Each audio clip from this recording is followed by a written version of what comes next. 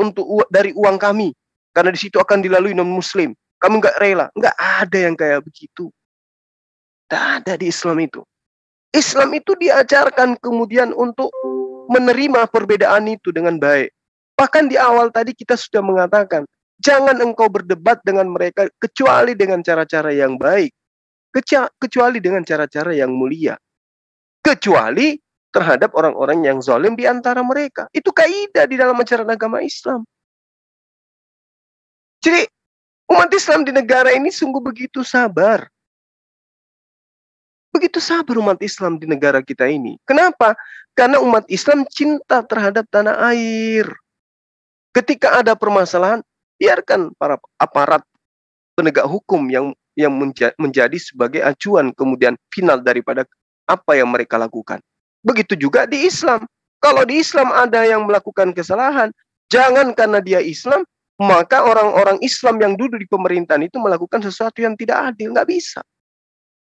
Mau dia dari pihak kepolisian, mau dia dari TNI, mau dari jaksa, apapun agamanya dia, ya, harus menegakkan hukum itu. Begitu juga umat Islam. Apapun jabatan saudara, ketika Anda memegang tungku kepemimpinan, kemudian menjadi orang yang diberi kepercayaan memegang amanah, jangan ketidakadilan Anda menyebabkan mencederai ajaran agama Islam terhadap non-Islam. Jangan. Ketika kemudian ada seorang presiden, karena agamanya Islam, berlakulah seperti seorang presiden. Dan tidak ada sedikit pun rasa kebencian keislaman dia terhadap masyarakatnya yang non-Islam. Tidak ada, karena memang di agama kita itu tidak diajarkan. Tapi coba kita lihat beberapa saat yang lalu, saya berdialog dengan salah satu debater Kristen, mengatasnamakan dirinya Rudi siapa gitu ya, yang mengambil akun anak bata itu sebagai akun yang sebenarnya tidak pantas karena itu rasis. Dia katakan apa dengan bangganya? Kami sudah merdeka, kami sudah pegang kepolisian. Ya, pimpinan polisi itu adalah ini. Waalaikumsalam, Amir. Dan kami jadikan itu sebagai pembuktian bahwa kami sudah pegang negara ini, kata dia. Di Benak kayaknya. Dari negara ini kami sudah pegang dari kepolisian. Kita nggak ada yang kayak begitu-begitu. Dari dulu juga Kapolrinya kita Islam. Dari dulu juga presidennya kita Islam. Nggak ada itu kekuatan kemudian kita galakkan kemudian buat proposal. Iya, jadi gini ikhwah. Sebentar, Pak Jul di mute sana, Pak Jul. Buat yang di Pak Jul di mute dari Zoom, dari TikTok di Pak Jul. JCC itu sebentar, adalah Pak Jul pertama kali Muslim sarana Pak Jul. dan wadah tempat para mujahid dan mujahidah dari Muslim itu berkumpul. Sebelumnya yang pernah saya terangkan itu bahwa kami itu tanda kutip liar kesana kemari terus atas inisiatif Pak Zulfikar ini jadinya beliau itu membuat wadah untuk kami sebagai apologet Muslim ini, gimana caranya supaya nggak tanda kutip keluyuran ke tempat oten-oten lain di mana tidak ada rasa keadilan di sana. Ya kita nggak bisa dikasih hak bicara, di mute, nggak suka, nggak lama di kick gitu kan. Nah itu seringkali dan masalah toleransi ini, insya Allah setiap orang-orang Kristen itu yang masuk ke Zoom Muslim itu, baik di JCC, baik di semua di Zoom Muslim, itu pasti akan insya Allah diperlakukan adil, insya Allah. Jadi diberikan hak bicaranya tanpa dikurangi hak-hak yang lainnya gitu. Dan JCC ini, alhamdulillah ya sudah berbentuk yayasan. Jadinya ini tuh memang sudah dipersiapkan sama kita tuh memang sebagai sarana wadah untuk Muslim-Muslim itu dan Kristen itu bisa berdiskusi dan berdialog dengan adanya kenyamanan perlindungan hukum. Nah, jadinya memang ini JCC ini insya Allah kedepannya juga akan berkembang lebih baik lagi dan akan berkembang lebih pesat lagi insya Allah ikhwan, mohon doanya. Nah, bukti realnya ya JCC itu bisa membangun masjid di tempat yang sudah berpuluh-puluh tahun ya Amir ya. Itu tidak ada masjid sama sekali. Itu Masya Allah, itu yang memang apa ya, salah satunya bentuk realisasinya kecintaan JCC itu terhadap umat. Masya Allah. Itu kurang lebih Pak Amir, kurang lebih dari saya. Baik, terima kasih. Ini mungkin yang dari Zoom bisa berbicara di sini, Mas Andi. Sudah saya buka suara. Bang Juma belum selesai bicaranya tadi, Pak. Silakan Bang Juma dilanjutkan dulu. Tutup tadi suaranya. Ya. Masih Bang Juma saya. Silakan Bang Juma. Oke, baik.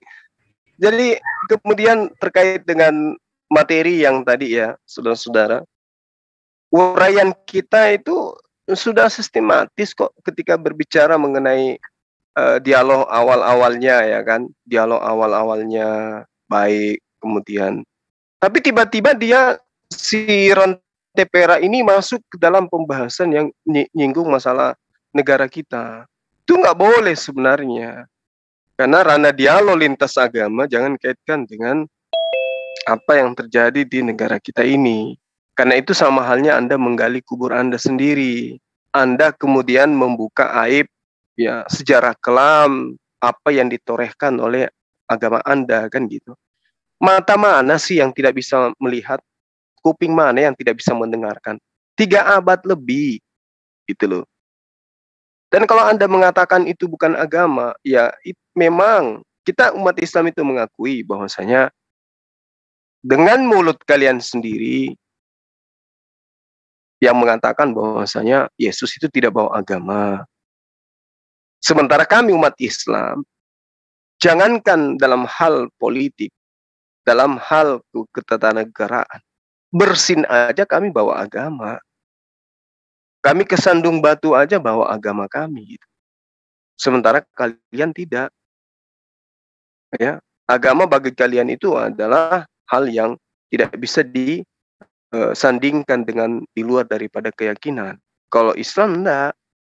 Nah, tadi itu ranahnya Anda mencoba, teman kita dari Kristen tadi itu mencoba untuk kemudian mencari tameng ketika saya katakan bahwasanya pengajaran yang Anda sampaikan tentang keselamatan dari Yahudi itu saya bantah dengan data-data dalil, mulai dari tentang penyaliban. Di kitab Anda tidak ada penyaliban, yang disalib itu adalah bukan Nabi Isa alaihissalam. Kemudian orang yang diserupakan. Lalu dia mencoba untuk mengatakan Yohanes 15 itu Yesus sudah berpesan kepada kami. Dunia akan membenci sehingga kami dibenci di mana-mana. Ini kalau minoritas dia kayak gimana ceritanya ya. Tapi giliran mayoritas gagahnya minta ampun. Ya, apa pembuktiannya? Ya tengok aja tanah yang diperjuangkan dengan perjuangan yang menghabiskan darah anak bangsa itu diklaim sebagai tanah Injil lah, segala macam lah, sehingga mereka ingin membentuk sebuah kedaulatan, membikin sebuah negara di atas negara. Tapi itu sedang kita tidak bahas. Dia mengatakan pembuktian bahwa kami dibenci di Indonesia ini, katanya. Nggak boleh kayak begitu. Karena kenapa? Ada hal yang harus kita pahami, bahwa negara kita ini adalah negara hukum. Kami mayoritas, tapi ketika kami ingin mendirikan sebuah tempat ibadah, kami pun harus izin pada pemerintah setempat, pada warga setempat. Contoh nih yang saya alami. Ya, ini di kota saya.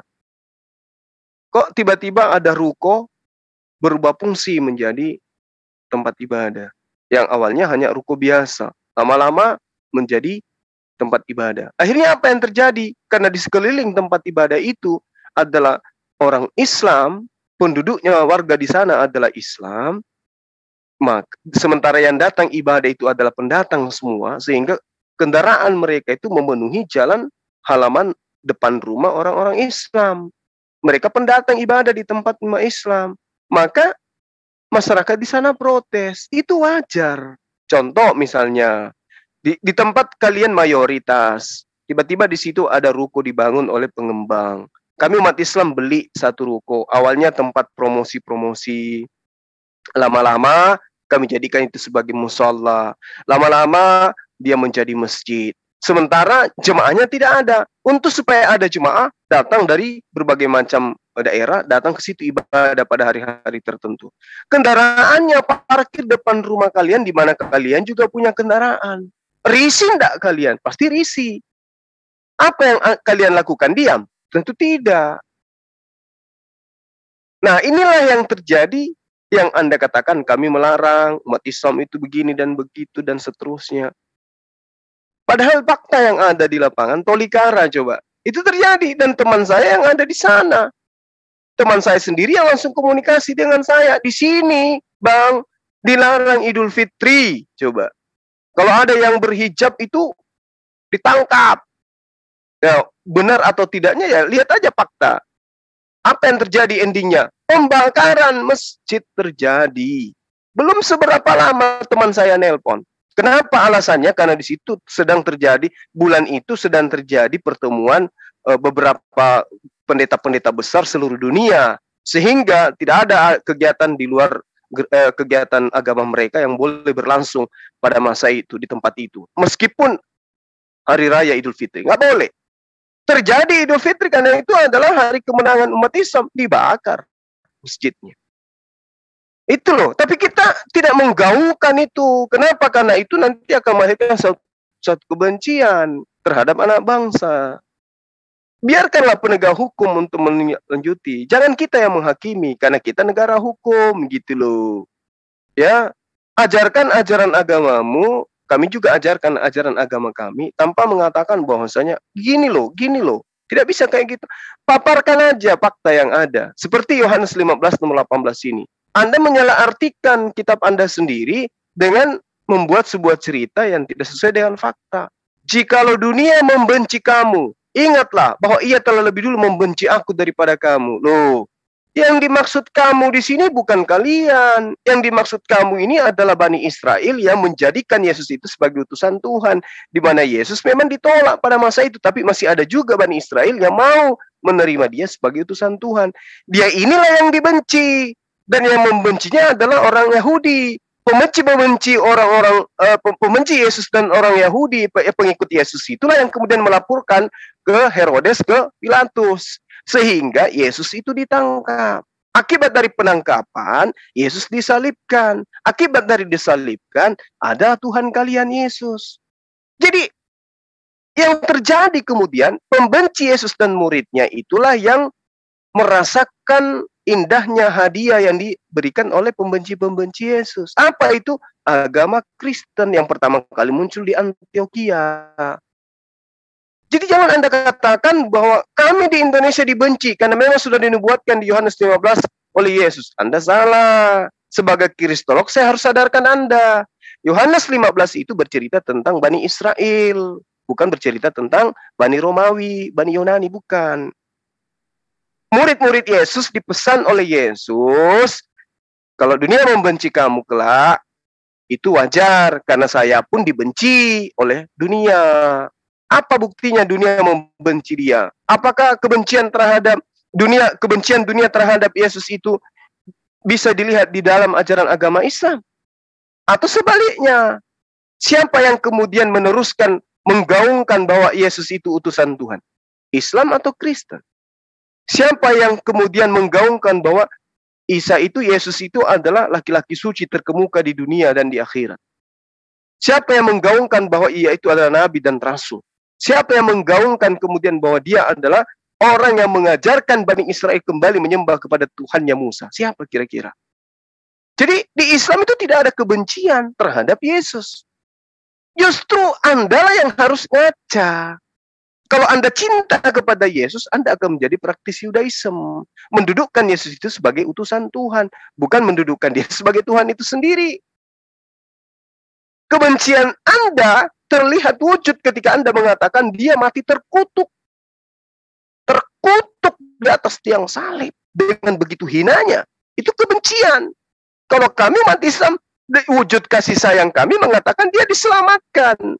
Dia diangkat oleh Tuhannya ke langit. Diberi tempat yang mulia dia. Itu wujud kebencian? Tidak. Wujud kecintaan. Nah sekarang kalian mengatakan dia mati terkutuk di atas tiang salib untuk menebus dosa-dosa kalian. Itu kecintaan atau kebencian? Mulut Anda mengatakan kecintaan, tapi faktanya kebencian. Coba sekiranya Yesus itu tidak mati di salib, siapa yang dirugikan? Kalian kan? Nah kami tidak, disalib tidak ada yang dirugikan sama sekali terhadap Islam. Kenapa? Bagi kami udah final. Dia adalah Nabi yang suci, yang diselamatkan oleh Allah, terangkat ke langit. Jadi kalau Anda membawa Yohanes 15 nomor 18, itu menampol muka kalian sendiri. Dunia membenci kamu, karena saya pun dibenci. Nah kalau dunia tidak membenci aku, maka dunia akan mengakui aku ini adalah utusan sebagaimana yang aku ajarkan. Tapi faktanya, di dunia ada sekelompok manusia yang kemudian membantah semua ajaran Yesus, lalu kemudian mengatakan dia adalah Tuhan, yang dua natur lah, segala macam. Itu faktor kebencian. Makanya pesan terakhir Yesus adalah waspadalah kepada ahli Taurat.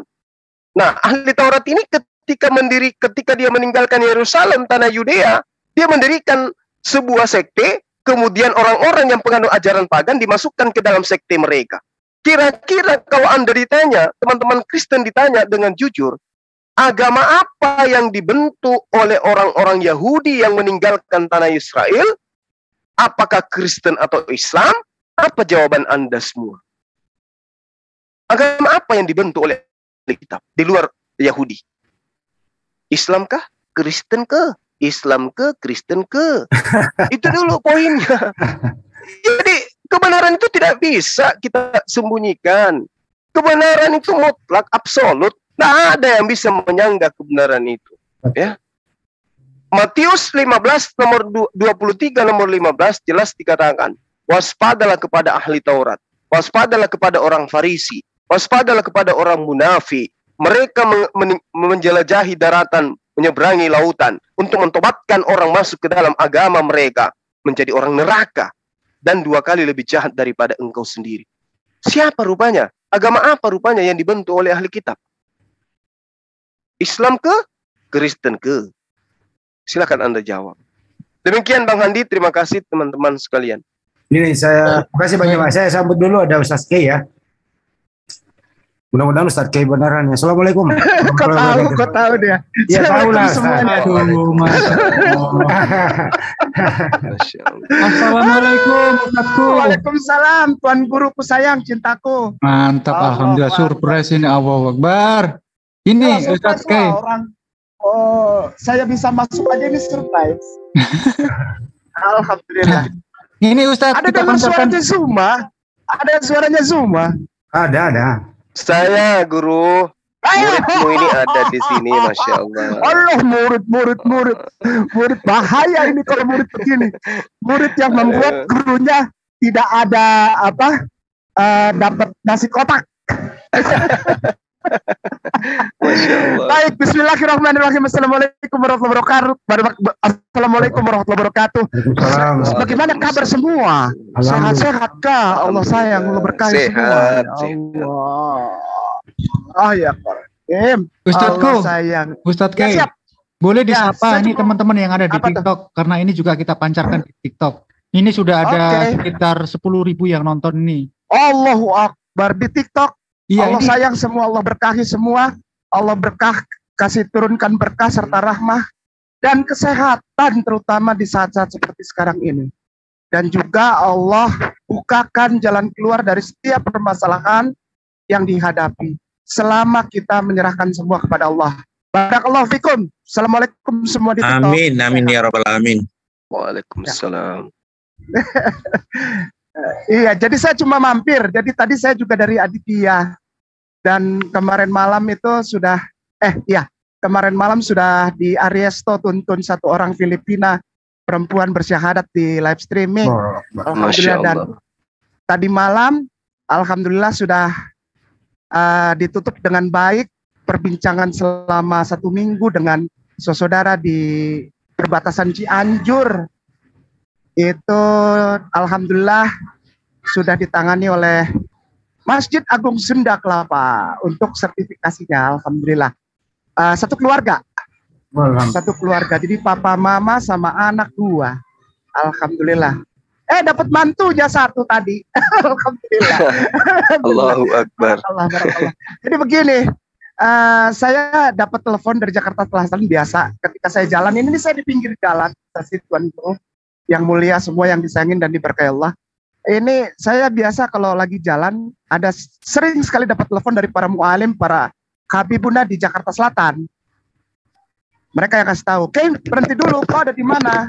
"Iya, Bapak Tua, beta lagi ada di jalan." "Ya, kau berhenti dulu, kau masuk ke sini. Kau masuk salam-salam, kau punya saudara tuh." "Sayang, iya Bapak Tua, nanti beta berhenti." Gitu. Jadi tadi sudah berhenti dan sudah sapa di Aditya karena ada Valen di sana. Jadi saya sampaikan salam saya untuk Valen, salam sayang, dan juga salam sayang dari semua para mualim dan mudaris Tuan Guru kita Syekh di Jakarta. Lalu ini saya diminta masuk ke sini juga untuk sampaikan salam kepada Zuma dan ZCC, semua Tuan Guru kita, mualim, mudaris, para Syekh, para habibuna di Jakarta Selatan, juga menjadi subscriber dari ZCC. Ada salam dari para habibuna untuk ZCC. Allah sayang, Allah berkahi semuanya. Sehat-sehat, dapat doa dari para habibuna kita di Jakarta Selatan. Begitu. Jadi saya sampaikan salam saja. Terutama saya lihat di sini ada pendekar luar biasa yang disayangin Allah, ini Zuma. Makanya saya senang sekali dengar suara Zuma. Begitu. Barakallah, silakan dilanjut ya. Saya hanya menyampaikan salam. Allah sayang, Allah berkahi, semua sehat. Dan mari kita bangun dialog yang akademis. Karena kalau kita punya pengetahuan juga, kalau tidak dipakai untuk debat, jadi tumpul nantinya. Ya, jadi kalau kita mengeluarkan statement, argumen yang bisa dipertahankan, bukanlah sentimen, maka ada baiknya kita mendapatkan seperti serangan.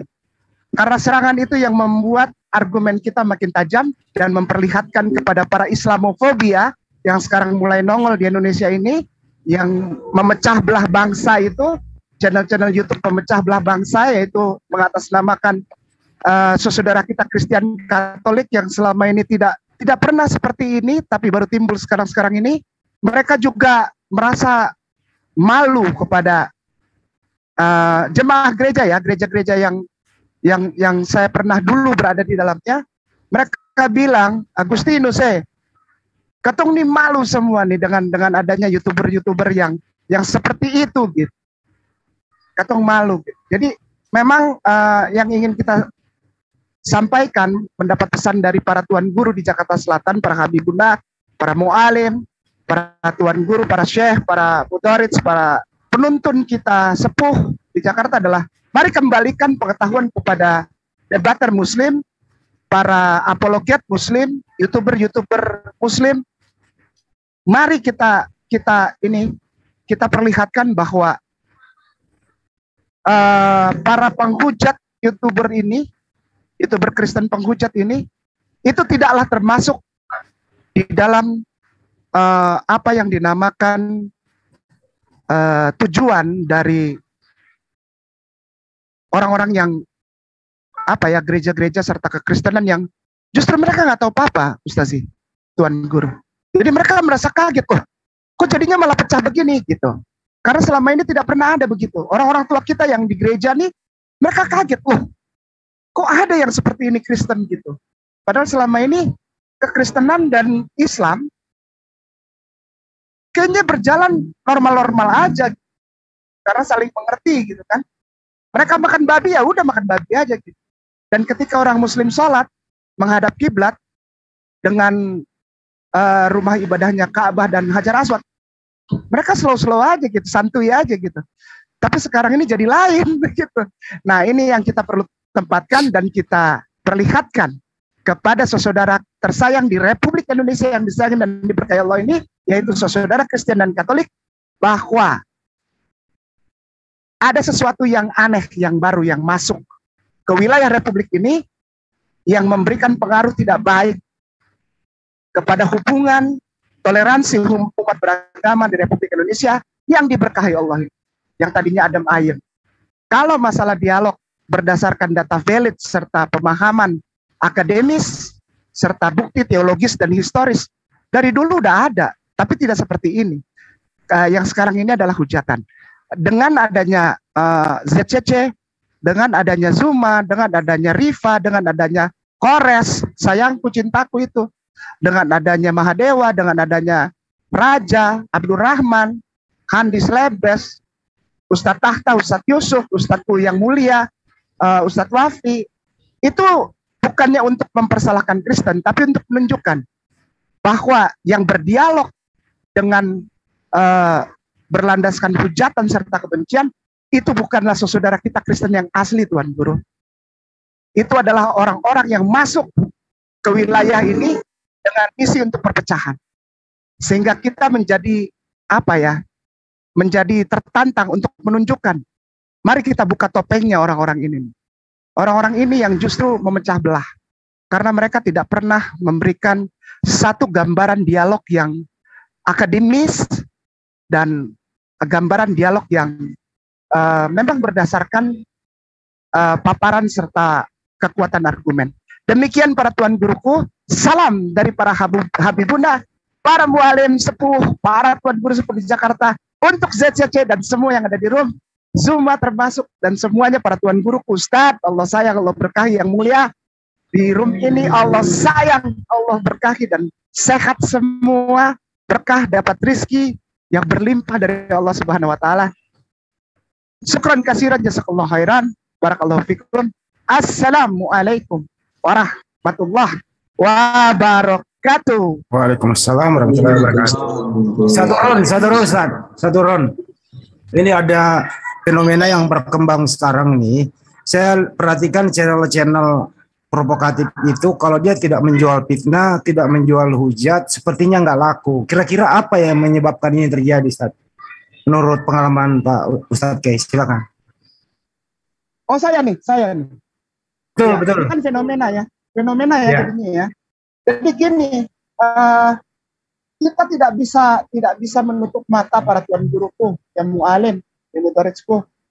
Begini Ustadz, ini masuk dalam satu perjalanan panjang dari orang-orang. Maaf, jangan marah, maaf, saya mohon maaf. Ini sebetulnya bukan. Ini pertama kali kayak apa? Tidak pernah ngomong selama kayak apa ngomong. Tidak pernah. Baru sekarang ngomong di CCC karena pertanyaannya dahsyat. Ustadz, siapa nih yang nanya ke Anan, ke hamba ilmu ini nih? Masa? Ya, saya suaranya lah, Handis Lebes. Sadap. Suaranya Jesse sekali, Jazz. Suara Jesse. Bung Handi, bagaimana kabar? Kak sehat-sehat? Alhamdulillah sehat. Insya Allah ketemu, aku juga di Jakarta sih. Kita ketemu nanti, insya Allah. Oke, baik, siap. Begini pertanyaannya. Kenapa kok jadi ada fenomena begini? Kalau mereka nggak hujat, mereka nggak laku. Justru mari kita lihat from different angle. Mari kita lihat dari sesuatu yang bukan sisinya. Apa itu? Ini sedang menjalankan program Bung Handi Ustadz. Sejak tahun 1978 itu program yang pertama itu gagal total di Indonesia. Gagal total. Orang-orang di sana itu sebetulnya bukan menjalankan program maaf ya. Saya bukannya membela kekristenan, bukan. Ini bukan lembaga Kristen, bukan lembaga Katolik, bukan. Ini ada satu lembaga yang hubungannya jauh lebih besar daripada religion. Waduh, di belakang ini. Apa itu? Anti tauhid. Dan kelompok anti tauhid ini memakai nama saudaraku yang tersayang di Republik Indonesia ini dengan julukan Kristen. Coba perhatikan setiap YouTuber itu yang penghujat itu. Kapan dikasih lihat mereka beribadah? Kapan dikasih lihat mereka lagi ada di kebaktian? Sama kayak saya punya bapak tua. Saya punya bapak tua dan mama tua itu di sana semua. Itu tidak ada yang sibuk untuk ngurusin YouTube. Semuanya sibuk untuk beribadah, memuji Tuhan. Suci. Itu tadinya di E, sekarang ada yang main di F juga, ada yang di decrease. Mereka sibuk beribadah. Coba perhatikan. Apakah mereka Kristen? Apakah mereka apa yang suka menghujat-hujat Islam dengan membawa dalih hadits lalu membongkar-bongkar itu yang namanya Christian Prince? Tanya dia kapan di mananya? Dia dari gereja mana? Ini bukan maaf. Kalau orang Kristen itu mereka sibuk ibadah, anak-anak pemuda-pemudanya nggak bakalan ada di YouTube, nggak bakalan jadi penghujat, nggak bakalan jadi debater. Mereka ada di gereja untuk latihan paduan suara, latihan vokal group, main volley sama anak GP itu gerakan pemuda. Enggak. Jadi marilah kita tempatkan, Allah memberikan kesempatan kepada para tuan guru di ZCC untuk berdialog dengan Kristen dan membuka topeng itu kepada jemaat-jemaat saudara kita yang kita cintai dan kita sayangi di Republik Indonesia yang disayangi dan diberkahi Allah ini, Kristen dan Katolik jemaat ya. Kita kasih tahu jemaat bahwa YouTuber ini ternyata bukan kau punya saudara Kristen, bukan. Karena orang Kristen asli tidak akan menghujat Rasulullah. Tidak akan. Coba perhatikan, kita punya oma-oma, opa-opa itu, tante, om. Coba lihat itu, yang gereja dulu-dulu. Coba lihat. Ada nggak yang hujat Islam? Nggak ada. Nggak ada. Dia, karena mereka tahu orang Islam tuh sayang for Jesus itu, teteh manis. Dia orang paling tahu, orang Kristen Katolik tahu, Muslim ini paling sayang. Kenapa? Orang Islam itu paling marah kalau Jesus itu ditelanjangin, dipaku. Orang Islam itu paling marah. Mereka tahu itu. Nah, sekarang masalahnya, melalui debat ini, insya Allah, para mujahidku yang mulia, yang aku aduk Kainaman ini nggak ada apa-apanya lah, Agustinus ini nggak ada apa-apanya lah. Para tuan guruku di room ini, Allah pakai antum semua untuk membuka topeng itu agar kita semua tahu kita sedang berhadapan dengan siapa, saudara sendiri kah atau bukan? Demikian tuan guru jawabannya. Terima kasih Pak Ustadz. Sehat selalu. Iya, amin. Aku jalan ya. Salam buat semua dulu dong, ya. Bang Juma belum nyalamin. Bang Juma belum. Bang Juma silakan dulu Bang Juma.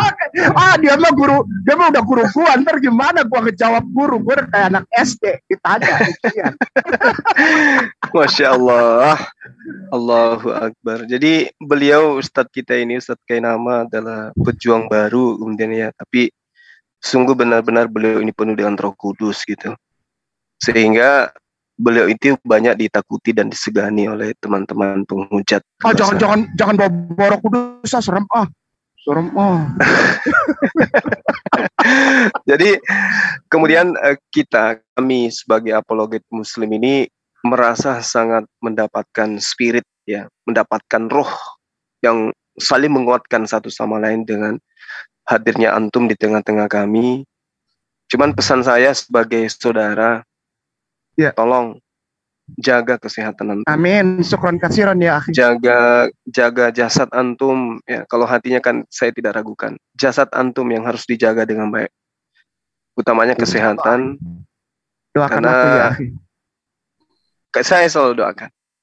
Antum, saya dan juga teman-teman apologet, saya yakin sekali pasukan ninja banyak yang ngincar. Oleh karena itu kemudian saya berharap sebagai saudara tolong jaga jasad antum, jangan terlalu percaya kepada siapapun. Insya Allah. Karena saya melihat antum di mana-mana ketika tampil kayak seperti sekarang ini, tiba di jalan, mampir, kemudian antum sampaikan sesuatu itu dengan vokal yang semua orang bisa dengarkan di sekeliling antum. Ya bisa jadi ada yang berpura-pura orang gila nanti tiba-tiba melakukan satu tindakan yang tidak baik. Karena itulah saya berharap tolong jaga diri antum. Karena umat ini membutuhkan antum. Kami membutuhkan antum. Ya kemarin saudara kita sudah berpindah alam satu orang. Tapi nggak apa-apa. Akan lahir kemudian Ko-Stephen. Amin. Ribuan bahkan amin ya Allah. Ya Rabbal Alamin. Karena itu tolong jaga diri antum baik-baik. Kita saling mendoakan. Karena antum adalah berlian di tengah-tengah umat. Demikian dari saya sih. Ahina jaga diri baik-baik. Assalamualaikum. Waalaikumsalam. Salam semuanya ya. Aku jalan lagi ya, naik motor ya. Assalamualaikum. Ini masih ada beberapa. Ada satu keluarga lagi nih pemakan babi. Insya Allah berhenti makan babi malam ini. Insya Allah. Amin. Jadi kita makan daging ayam aja. Alhamdulillah sama kambing. Assalamualaikum. Sehat semua. Waalaikumsalam warahmatullahi wabarakatuh. Hati-hati Ustaz di jalan.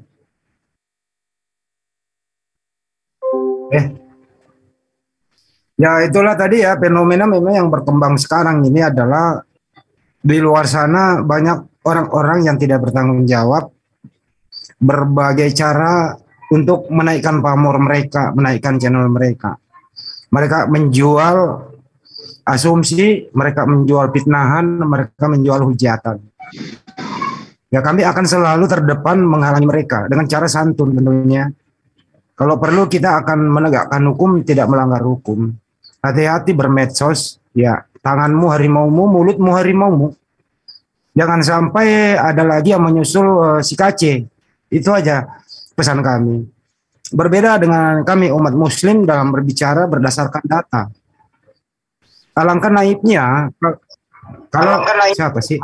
Kalau debater muslim seperti Gurunda Juma, Ustadz K dan lain-lain itu, Ustadz Sugi apalagi Bible berjalan membacakan semua data, tidak ditafsir, tidak ditambah, tidak dikurangi, tapi menyangka kami adalah menyerang. Ini hal apa gitu. Seperti tadi Bang Yuma di akhir sesi sama Rantai Perak memberikan data di Yohanes 15:8 ya Bang Yuma ya kalau nggak salah ya. Yohanes 15 nomor 18 ya, Bang. Yohanes 15:18 di sana bahwa apakah murid Yesus itu semuanya bersunat? Dia akui sebenarnya tapi tetap mengklaim bahwa murid itu adalah Kristen. Nah, ini suatu jawaban yang tidak pakai data, hanya berdasarkan asumsi belaka begitu. Akhirnya dikejar nggak bisa apa-apa, justru mau membahas tentang sunat. Inilah fenomena yang berkembang dalam dunia perdebatan. Cenderung kami tidak berdalih tapi berdalil. Mereka hanya menjawab dengan dalih. Jadi beda berdalih dan berdalil. Berdalil itu adalah akademis. Mau secara kritik tes maupun secara teologis. Nah kadang-kadang teman-teman di luar sana nggak bisa membedakan yang mana kritik tes, yang mana teologis. Dicampur aduk berdasarkan doktrin dan asumsi belaka. Apalagi mereka ini sudah terang-terangan membuat suatu konten dalam live berjam-jam membahas tentang Al-Quran dan hadis bukan pada porsinya. Nah kami juga himbau kepada siapapun di luar sana bahwa dilanjut dulu ada sepeleteran sebentar.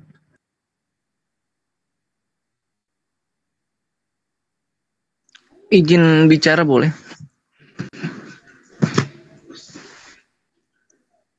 Tes. Oke. Masalah aku nggak ngomong tadi, ada netizen tadi ketik bahwa kenapa aku diam, yaitu aku itu punya etika dan punya adab. Karena kalau dikasih izin ya aku akan bicara. Kalau ada orang yang ngomong pasti aku akan hargai kalau mereka ngomong. Ini cuma terkait tadi masalah aku sama Bang Zuma. Halo, Ya, dengarkah suaraku? Ya, Bang Kurismoto. Ke TikTok, silakan. Oke, ya. Terkait tadi masalah sama Bang Suma, karena Bang Suma kan mengutik ayat yang ada yang dalam Lukas 24 itu. Tadi memang saya belum bisa jawab karena memang saya belum tahu. Nah, jadi ini bantahan saya buat Bang Suma ya. Kalau masalah Lukas 24 itu masalah dipertanyakan di mana tertulis seperti kata Yesus bahwa dia mati bangkit di hari ketiga. Jadi itu jelas kita tuh bantalnya yang ada dalam kitab Yesaya ya. Jadi di dalam kitab Yesaya 53 itu sudah jelas dikatakan bahwa penderitaan dan matinya Isa itu sudah jelas tertulis di situ. Kalau bermasalah bangkit hari yang ketiga itu dalam kitab Hosea pasal 6 ayat 1 sampai 2 itu sudah ada tertulis. Jadi buat Bang Suma kalau nonton video ini live ini Bang salah dulu. Bangkit apa dibangkitkan, Bang? Jangan salah baca, Bang. Bangkit apa dibangkitkan? Berbeda loh, dua hal yang berbeda loh. Coba dijawab, Bang. Diluruskan dulu, bangkit atau dibangkitkan? Gini, dijawab dulu, jangan kontes. Dalam... Bangkit apa dibangkitkan? Di mana yang di Hosea itu ya? Ya terserah Abang, pakai data apa? Yesus bangkit sendiri apa dibangkitkan? Jawab dulu, Bang. Jangan memframing. Lanjut. Dulu, aku baca dulu.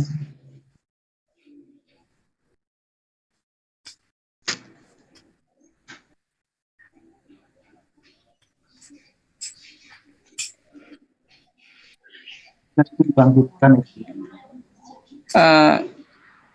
Berapa?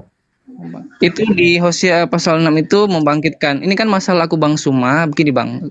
Konteksnya begini, paham dulu Bang. Masalah Bang Suma itu dia pertanyakan tertulis di mana ketika ada kata mati dan bangkit pada hari ketiga. Nah, konteks penting situ Bang Suma kutip, bangkit pada hari ketiga itu di mana tertulisnya. Nah, itu kan PR-nya Bang Suma buat Bukan aku kan. itu Nah, dibangkitkan apa bangkit menurut Bang Nyoma itu dibangkitkan apa bangkit sendiri dari ketiga itu loh. konteksnya bukan itu Loh, Bang. kenapa kan menghindari itu? tertulisnya Bang. Baca Kisah Para Rasul 2:32 deh. Karena Yesus bangkit sendiri apa dibangkitkan tuh? gini Bang, masalahnya gini Bang, dengar dulu konteksnya. Ini kan aku ini permasalahan sama Bang Suma. Nah, Bang Suma tuntut saya di mana tertulis. Ya kan, Tertulis ini paham Bang? Tertulisnya ketika mengutip bahwa tertulisnya bangkit pada hari yang ketiga. Nah, itu saya sudah bantah. Dalam Yesaya 53 dan dalam Hosea pasal 6 ayat 1 sampai 2. Ya, Di situ sudah jelas tertulis ada ayat kedua itu sudah diterangkan secara jelas. Jadi buat Bang Suma mungkin Bang Suma belum baca yang Hosea pasal 6 ayat 1 sampai 2. Jadi sudah saya bantai untuk Bang Suma. Itu ada tertulis. Oke, cuma itu sih saya mau bantah buat Bang Suma. Silakan, Mungkin ada yang lain mungkin. Bang Juma biar menjawab. Silakan Bang Juma. Ya, suara saya kedengaran nggak nih? Di TikTok dengar nggak ini suara Bang Juma? Ya. Bagus Bang, bagus. Oke, baik. Nah, di dalam Lukas 24 itu kan jelas ada tertulis katanya di Torah dan juga di Mazmur dan kitab para nabi. Bahkan jelas di situ dikatakan pada hari ketiga bangkit di antara orang mati. Anda membawa Hosea berapa tadi? Hosea berapa yang menjelaskan ayat 2 itu Bang. Hosea berapa? Hosea 6 ayat 2. Hosea 6 ayat 2. Ia akan menghidupkan kita sesudah 2 hari pada hari yang ketiga. Ia akan membangkitkan kita dan kita akan hidup di hadapannya. Anda keliru membawa data ini. Kenapa saya katakan Anda keliru? Ia akan menghidupkan kita sesudah 2 hari. Pada hari yang ketiga, ia akan membangkitkan kita. Dan kita akan hidup di hadapannya. Sangat keliru besar kalau Anda mengatakan ini untuk Yesus. Kenapa? Karena ini yang dimaksud di sini adalah orang yang kemudian membicarakan tentang orang yang banyak. Pertobatan yang ikhlas yang kemudian mengakibatkan orang-orang ini akan dibangkitkan. Ia akan menghidupkan kita. Siapa di sini? Yesus. Yesus yang menghidupkan atau Yesus yang dihidupkan? Ia akan menghidupkan kita. Kita siapa di sini? Yesus. Ia di sini siapa? Ia akan membangkitkan Yesus. Sesudah 2 hari pada hari yang ketiga, ia akan membangkitkan Yesus. Gitu maksudnya. Dan dia akan hidup di hadapannya gitu. Berarti Yesus yang dibangkitkan itu hidup di hadapannya siapa? Di hadapannya Tuhan yang lain. Apakah demikian adanya? Apakah kata kita ini artinya Yesus? Atau kata kita ini adalah orang-orang yang kemudian hidup di zaman kitab Hosea ini dituliskan? Jadi nggak nyambung, saudara. Hanya karena ada kata hari ketiga, ada kebangkitan, lantas Anda mengatakan ini untuk Yesus. Ini yang dikatakan cocokologi. Anda yang mencomot-comot kitabnya orang untuk mendudukkan nubuatan yang keliru yang dituliskan dalam Lukas 24 itu. Jadi ini sama sekali tidak menjawab pertanyaan saya. Tunjukkan di mana tertulis Yesus akan bangkit pada hari ketiga di antara orang mati. Anda menunjukkan Hosea 6. Ini udah pernah saya kaji ini. Ya. Bahwasanya apa yang Anda uraikan tentang apa yang saya katakan tadi itu tidak sampai kepada esensi kebenaran yang kitab Anda inginkan, yang kitabnya Anda inginkan. Karena Hosea ini itu berbicara tentang orang-orang yang bertobat. Orang-orang yang bertobat di sini masa Yesus Anda katakan sebagai orang yang bertobat? Sementara yang dilakukan kemudian oleh penulis Hosea itu menceritakan tentang orang-orang Efraim yang bertobat, bukan terkait dengan Yesus. Ya. Ini berbicara mengenai orang Efraim. Ya, orang-orang Efraim yang kemudian diceritakan terkait dengan orang-orang Yehuda. Sama sekali tidak ada kaitannya dengan Yesus. Sekira begitu. Oke, terima kasih atas pemahaman Bang Suma. Begini Bang, setiap orang itu memiliki pemahaman yang berbeda. Begitupun dengan saya, ketika Bang Suma juga memahami ayat tersebut, ya kan? Karena manusia punya pemahaman berbeda, ya kan? Tetapi kan masalahnya gini Bang Suma, itu kan hanya kutipan kata yang Tuhan Yesus mengatakan tertulis, ya kan? Kalau kita memahami arti kata tertulis, itu tidak perlu gini Bang, tidak perlu kita memahami konteksnya, dan tidak perlu kita mengetahui apa maksud dari ayat-ayat tersebut. Tetapi di sini kan konteksnya dalam Lukas ayat itu, yang Lukas 24 itu kan ini berbicara tertulis, Bang. Kalau kita mau bahas masalah tertulis, maka Hosea itu termasuk nabi-nabi, ayat nabi-nabi. Jadi nggak ada salah kalau misalkan Yesus itu mengutip secara perkataannya bilang tertulis. Jadi itu nggak ada salah itu Bang, karena mengutip memang di kitab nabi-nabi. Itu aja. Iya, tapi kan harus dijadikan sebagai budaya dalam kehidupan kita beragama sebagai anak bangsa untuk mencari kebenaran itu sesuai dengan fakta yang ada, baik di dalam kitab Al-Quran maupun dalam kitab yang Anda jadikan sebagai firman Tuhan. Kan di dalam Lukas 24 nomor 4 katakan, tertulis demikian, Mesias harus menderita dan bangkit dari antara orang mati pada hari ketiga. Sementara Hosea yang Anda tunjukkan pada kita di sini, itu tidak berbicara mengenai Mesias. Jadi, adalah sangat keliru kemudian ketika hanya tertulis bangkit pada hari ketiga, ternyata yang bangkit itu adalah kita. Kita di sini adalah orang banyak. Ia akan menghidupkan kita. Apakah Anda yakin bahwa Yesus dihidupkan? Apakah Anda mau Tuhan Anda itu dihidupkan oleh Tuhan yang lain? Sudah sadar rupanya bahwa ternyata Yesus itu bukan Tuhan karena dia dihidupkan. Tentu tidak, bukan? Jadi jangan mencari sesuatu yang tidak bisa Anda jadikan sebagai acuan untuk menutupi sesuatu yang memang tidak ada. Ini nggak ada ini. Makanya saya berani mempertaruhkan ya status saya sebagai apologet, berhenti jadi apologet ketika Anda bisa menunjukkan data yang akurat yang dimaksud Lukas 24 nomor 46. Ia berkata kepada mereka, inilah perkataanku yang telah kukatakan kepadamu ketika aku masih bersama-sama dengan kamu. Yakni bahwa harus digenapi semua yang tertulis tentang aku dalam kitab Taurat Musa, dan kitab Nabi-Nabi, dan kitab Mazmur. Harusnya ketika kita menjadikan data ini sebagai acuan untuk mendudukkan Yesus itu sebagai apa yang ada tentang dirinya, maka jadikan Mazmur 91 itu sebagai acuan. Karena Yesus mengatakan harus tergenapi. Berarti Yesus harus diselamatkan dari kematian. Karena Yesus itu adalah anak Theos menurut pemahaman saudara. Iblis datang di dalam Matius 4. Jika engkau adalah anak Theos, maka silakan engkau jatuhkan dirimu ke bawah. Karena ada tertulis tentang engkau bahwa Tuhan akan mengirim malaikatnya agar malaikat menatang engkau di tangannya agar kakimu tidak terantuk kepada batu. Pertanyaannya sekarang, apakah Anda yakin bahwa Yesus itu adalah anak Theos? Kalau Anda yakin, maka Anda harus membuka mata dengan lebar bahwasanya Lukas 24 nomor 44 dengan mulutnya Yesus menurut penuturan Lukas penulis kitab Anda, apa yang tertulis di dalam Mazmur harus tergenapin tentang Yesus. Nah, Mazmur 91 itu adalah Mazmur yang dikatakan di dalam Lukas 24 nomor 44 nomor 45. Saya tidak mengada-ngada. Adalah tugas Anda sekarang mengimani itu.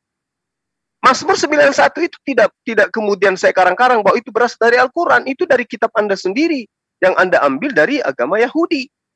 Apa yang dikatakan di sana Mazmur 91 itu? Ya, akan panjang umur anak Tuhan ini, anak Tuhan ini akan panjang umur dan dia akan menyaksikan orang-orang yang kemudian ya, menjadi pengganti dirinya. Engkau hanya menonton dengan matamu sendiri dan melihat pembalasan terhadap orang-orang yang fasik. Amsal 18 ya, nomor 21, di situ dikatakan pengkhianat akan menjadi penebus bagi orang yang jujur. Kan begitu. Berarti ada pengkhianat yang menjadi pengganti dia di atas tiang salib. Itu data yang Anda harus pahami dan Anda harus imani sesuai dengan apa yang kemudian ada tertulis di dalam kitab-kitab yang Anda gunakan sebagai kitab yang Anda imani sebagai firman Tuhan. Di Amsal 21 nomor 18, terbalik. Di situ dikatakan orang fasik dipakai sebagai tebusan bagi orang yang benar dan pengkhianat sebagai ganti orang yang jujur. Berarti kalau Al-Quran menguraikan bahwa dia diserupakan dengan orang yang diserupakan kepada penyalibnya, maka yang menggantikan kedudukannya di atas tiang salib itu adalah orang fasik. Orang fasik ini dijadikan sebagai tebusan bagi orang yang benar. Yesus ini orang benar atau tidak? Orang benar. Dan pengkhianat sebagai ganti orang yang jujur. Yesus ini jujur nggak? Jujur. Ada nggak pengkhianat di tengah-tengah muridnya? Ada. Pengkhianat inilah yang kemudian menjadi penebus, menjadi tebusan bagi dia. Sehingga Matius 4 nomor 6 itu harusnya Anda jadikan sebagai acuan untuk mengetahui bahwasanya Al-Quran itu tidak keliru ketika dia mengatakan bahwa mereka tidak menyalibkan, mereka tidak membunuhnya, tetapi yang disalib, yang dibunuh adalah orang yang diserupakan bagi mereka. Artinya ada orang yang disalib. Siapa orang yang disalib itu? Baca Amsal 21 nomor 18. Orang fasik dipakai sebagai tebusan bagi orang benar dan pengkhianat sebagai ganti orang yang jujur. Ada apa rupanya Amsal menuliskan itu? Anda mengatakan kitab para nabi. Amsal 21 nomor 18 kitab para nabi. Mazmur 91 kitab para nabi. Bahkan dikatakan di dalam Mazmur tertulis tentang aku dan harus digenapi. Coba. Nah, sekarang Anda cari yang mana yang benar. Dia itu diselamatkan dari penyaliban atau dia bangkit dari orang mati di hari ketiga. Nah, kalau Anda mengatakan dia diselamatkan dari kematian, saya bisa buktikan memang betul Mazmur 91. Tapi kalau Anda mengatakan dia dibangkitkan di antara orang mati di hari ketiga, mana buktinya? Anda membawa Hosea, itu tidak membantah. Itu tidak bisa menolong Anda sama sekali. Bahkan kalau saya bertanya kepada saudara, siapa di antara murid Yesus yang melihat dengan matanya sendiri Yesus dibaringkan di dalam kuburan Yusuf Arimatea, kemudian duduk, kemudian berdiri, kemudian berjalan? Ada saksi nggak?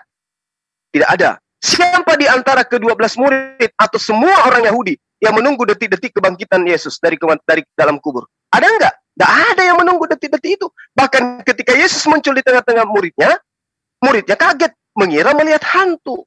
Itu yang ketiga. Keempat, PR buat Anda. Di Markus 14 nomor 51 ada orang ikut di belakang orang yang dianggap Yesus yang ketika ditangkap. Kemudian orang ini lari dengan melepaskan kain tenun yang ada pada dirinya, kain lenan. Jadi dia lari dalam keadaan telanjang. Pertanyaan saya kepada saudara, siapa orang yang dikira ya murid Yesus atau dikira siapapun ini yang di belakang Yesus yang lari? Di Markus 14 nomor 51. Coba Anda uraikan kepada saya. Siapa manusia yang lari telanjang bulat di belakang orang yang katanya Yesus ketika ditangkap? Kenapa dia dikejar dan kenapa dia lari? Kalau dia bukan Yesus, kenapa dia lari? Kalau dia murid Yesus, kenapa dia lari? Bukankah yang mau ditangkap ini adalah Yesus tok? Lalu kenapa oknum ini juga lari ketakutan? Bahkan lari dalam keadaan telanjang. Siapa oknum tersebut? Ini PR buat saudara. Ada manusia yang lari setelah penangkapan terhadap Yesus yang sampai sekarang Anda tidak akan bisa tahu siapa oknum tersebut. Ya, saya kasih bocoran kepada saudara, Markus 14 nomor 51. Di situ ada oknum yang melepaskan kain lenan lalu lari telanjang. Padahal di Markus 14 nomor 50-nya, semua pengikut Yesus, semua murid-murid Yesus lari meninggalkan Yesus. Lalu ketika Yesus itu ditangkap kemudian, ada sosok manusia pemuda yang ikut di belakang Yesus, yang kemudian lari setelah ingin ditangkap. Siapa dia ini? Nah, itu saya rasa adalah hal yang perlu Anda jawab. Silakan. Oke, terima kasih Bang Suma. Bang Suma, ketika Bang Suma mengutip ayat ketika meminta saksi kepada kita, di mana saksi bukti saksi Yesus itu bangkit dan berjalan. Siapa yang melihat Halo? itu? Itu pemikiran Bang Suma. Aku juga bisa berpikir seperti Bang Suma, Bang. Cara Bang Suma berpikir seperti demikian.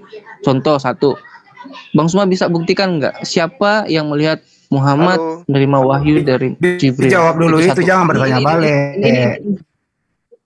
Bukan bertanya balik. Ini kan pemikiran Bang Suma. Ya kan, ini kan pemikiran Suma ketika meminta saksi di mana siapa orang yang melihat Yesus bangkit, atau siapa saksi Yesus melihat ketika Yesus bangkit. Ada nggak orang yang lihat ketika Yesus bangkit? Ya, itu pemikiran Bang Suma. Aku juga bisa jadi berpikir jawab aja nggak ada, udah itu loh. Itu poin pertama ya. Poin kedua, gini Bang Suma. Ya, iya, aku pakai itu yang aku maksud tadi. Pemikiran Bang Suma, aku juga bisa berpikir seperti demikian, Bang. Gini Bang, terus poin kedua, ketika Bang Suma menanyakan siapa yang lari itu, ya kan? Nah, kalau berbicara masalah penyergapan terhadap Yesus itu, memang saya bisa membenarkan yang lari itu ya murid-murid Yesus, orang-orang yang mengikuti Yesus. Karena apa? Karena ya wajar aja secara manusiawi ketika diserang, ya pasti ketakutan. Pertanyaannya yang lari telanjang, bro, yang lari telanjang. Pertanyaannya yang lari telanjang. Pertanyaannya siapa? Iya, itu kan sudah termasuk di situ kan, Bang. Mau dia lari telanjang kah, mau lari apakah? Ya itu jawaban saya, bahwa ya ketika diserang secara dak-dakan, ya otomatis secara manusiawi kita itu pasti akan lari. Entah dia lari telanjang kah, lari bagaimana kah, itu kita nggak tahu. Tapi secara manusia pasti akan terjadi seperti demikian. Itu yang peristiwa yang terjadi saat itu. Nah, poin ketiga yang masalah Hosea pasal 6 ayat 2 itu, kalau menurut saya ya, pandangan saya Bang Zuma ya, karena itu sudah jelas dalam Lukas 24 ayat 46 itu, ini kan berbicara tertulis, Bang. Ini kan cuma mengutip apa yang sudah tertulis, nubuatan-nubuatan yang terjadi di perjanjian lama, Bang. Jadi itu sudah jelas bahwa memang bangkit di hari ketiga itu memang ada. Ini kan tantangan Bang Zuma kan. Bang Zuma minta kita di situ ada kebangkitan. Ada dulu, Dok. Pertanyaannya di sini Hosea 6:2 ini, di sini yang bangkit Yesus apa orang lain? Hosea 6:2. Maaf Bang ya. Ini kan berbicara nubuat, iya kan, nubuat dan suatu narasi yang disampaikan oleh Yesus dalam bentuk tertulis. Ini kan cuma menggenapi, Bang, bukan masuk memaksa bahwa dulu, Bang. Ayat itu apakah Yesus apa bukan. Bang, boleh nggak saya bacain dulu? Kan boleh nggak saya bacain biar jelas? Iya, boleh baca. Dia akan menghidupkan kita sesudah 2 hari. Pada hari yang ketiga, ia akan membangkitkan kita. Nah, di sini yang membangkitkan siapa? Yang dibangkitkan siapa? Coba Bang terangkan. Hosea 6:2. Pasti ya Tuhan lah, Bang. Cuma kan masalahnya gini, Bang. Masa Abang nggak paham sih konteks yang ada dalam Lukas 24 itu? Kan ini kan berbicara ungkapan Yesus itu membicarakan tentang apa yang tertulis di kitab nabi-nabi. Bukan kita mempertanyakan siapa yang membangkitkan, terus siapa kita. Apakah kata kita dalam Hosea itu apakah Yesus? Enggak, Bang, tetapi ini masalahnya tertulis, Bang, dalam begini, konteks Bang, Hosea 6:2 ini siapa yang membangkitkan, siapa yang dibangkitkan di sini, Bang, itu yang dijelaskan. Ini kan data Anda yang Anda bawa. Iya, memang di dalam Hosea itu yang membangkitkan Tuhan. Cuman gini, di sini bukan jawabannya Yesus dibangkitkan. Justru Yesus yang membangkitkan, kebalik-balik loh. Bukan kebalik-balik, Bang. Masalahnya gini, Bang. Kan ini kan cuma berbicara kutipan Yesus ketika dia bilang tertulis, ada tertulis. Jadi otomatis dia mengutip ayat-ayat perjanjian lama. Ya termasuk Hosea. Itu sudah jelas sih, Bang. Ini tadi kan Bang Zuma kan ini kan menantang saya kan. Nah, di mana ada tertulis seperti demikian. Ini kan cuma minta secara tertulis. Ya kan? Udah. Bukan dijelaskan Mas Zuma. Silakan, sudah cukup ya. Silakan Mas Zuma. Silakan Mas Zuma. Oke. Jadi gini, Kalau hanya sekedar tertulis, masa selemah itu sih iman Anda, ilmu kekristenan Anda terhadap iman Anda, hanya karena tertulis, ya, lalu kemudian Anda katakan itu Yesus, meskipun faktanya bukan Yesus. Bukan begitu cara belajarnya. Makanya saya tadi coba untuk merangsang Anda untuk memahami Markus 14 ini.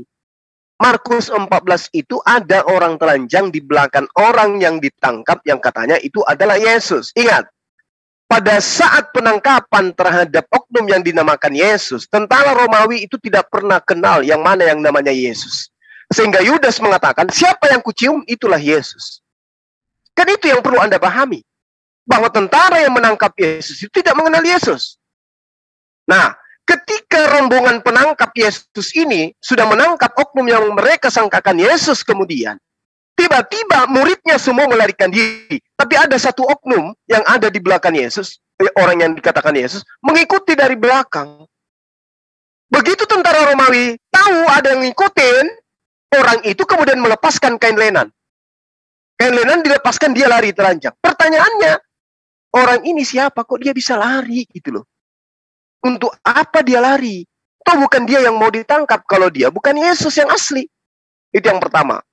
Kedua, jelas di dalam kitab saudara dituliskan bahwa yang menggunakan sehelai kain lenan sebelum penangkapan itu adalah Yesus. Sementara data yang ada di dalam kitab saudara sendiri mengatakan bahwa pemuda yang melarikan diri, yang melepaskan kain lenan, yang lari telanjang itu adalah melepaskan kain lenan dari badannya sehingga dia lari dalam keadaan telanjang. Nah, ini indikasinya sangat kuat. Sehingga Al-Quran, kitab Mazmur, Markus, itu indikasinya beruntun mengatakan bahwa ada oknum yang melarikan diri telanjang bulat melepaskan kain lenan, di mana Yesuslah yang menggunakan kain lenan itu. Apa pembuktiannya? Yohanes 13:4. Bangunlah Yesus dan menanggalkan jubahnya, ia mengambil sehelai kain lenan dan mengikatkan di pinggangnya.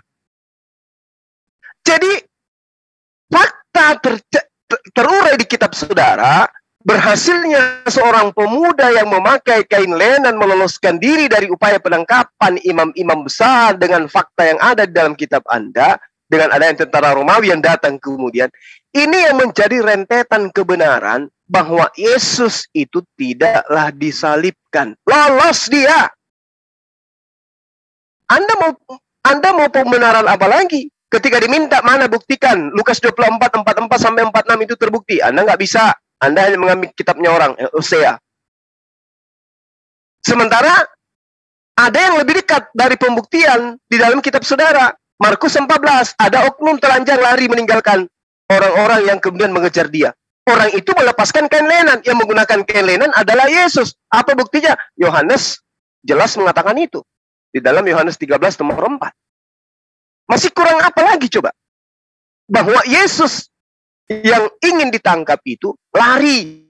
Meninggalkan kemudian rombongan yang ingin menangkapnya. Ingat ya, murid-muridnya pada saat penangkapan, itu semuanya lari meninggalkan Yesus. Markus 14 nomor 50. Jadi tidak mungkin kemudian yang ada di belakang orang yang dikatakan Yesus itu adalah murid Yesus. Gak mungkin. Lalu siapa yang menggunakan kain lenan yang lari itu? Itu PR buat Anda. Silakan. Terima kasih buat infonya Bang Suma. Begini Bang Suma, ketika masalah penyergapan itu terus Bang Suma ingin membenarkan bahwa yang lari itu adalah Yesus. Itu secara konteks semua keseluruhan perjanjian baru itu tidak beranggapan tidak tertulis seperti demikian, karena jelas-jelas dalam ayat Alkitab kita dalam perjanjian baru itu sudah dijelaskan secara real, secara terperinci dari perjamuan sampai penyaliban itu jelas-jelas sekali terperinci. Kalau misalkan di Ustaz Suma mempermasalahkan masalah kejadian saat itu, bagaimana dengan kejadian yang terjadi saat penyaliban? Ya kan, di situ kan sudah jelas-jelas ada Maria, ada Marta. Apa mereka nggak kenal Yesus kah? Terus kedua lagi, ketika Yesus dibawa di sidang, di situ, ya kan, itu sudah jelas-jelas. Ketika ditanyakan apakah engkau Mesias, terus dia jawab engkau sudah mengatakan itu. Ya kan? Kalau mau cuman mau dipermasalahkan masalah kejadian penangkapan penangkapan itu menurut saya itu kurang apa Bang? Kurang apa namanya? Kurang tepat Bang, karena di situ juga tidak ada kejelasan kalau memang benar yang lari itu Yesus. Ya saya akan mengiyakan itu, tapi ini kan tidak ada kejelasan. Ini kan cuman berpemahaman sendiri aja, jadi tidak bisa dibenarkan. Karena yang saya sudah bilang tadi di Alkitab kita Perjanjian Baru itu sudah diperinci dari perjamuan sampai penyaliban itu ada diceritakan. Jadi jelas-jelas masalah itu saya bantah karena kisah yang dalam Perjanjian Baru itu kita diperinci dari perjamuan sampai penyaliban. Kalau masalah apa Bang Suma bilang itu saya bantah dengan ketika penyaliban, mana mungkin Maria ibunya sama Marta itu tidak mengakui bahwa itu adalah Yesus, ya kan? Itu aja sih kalau untuk membantah masalah Bang Suma bilang tadi.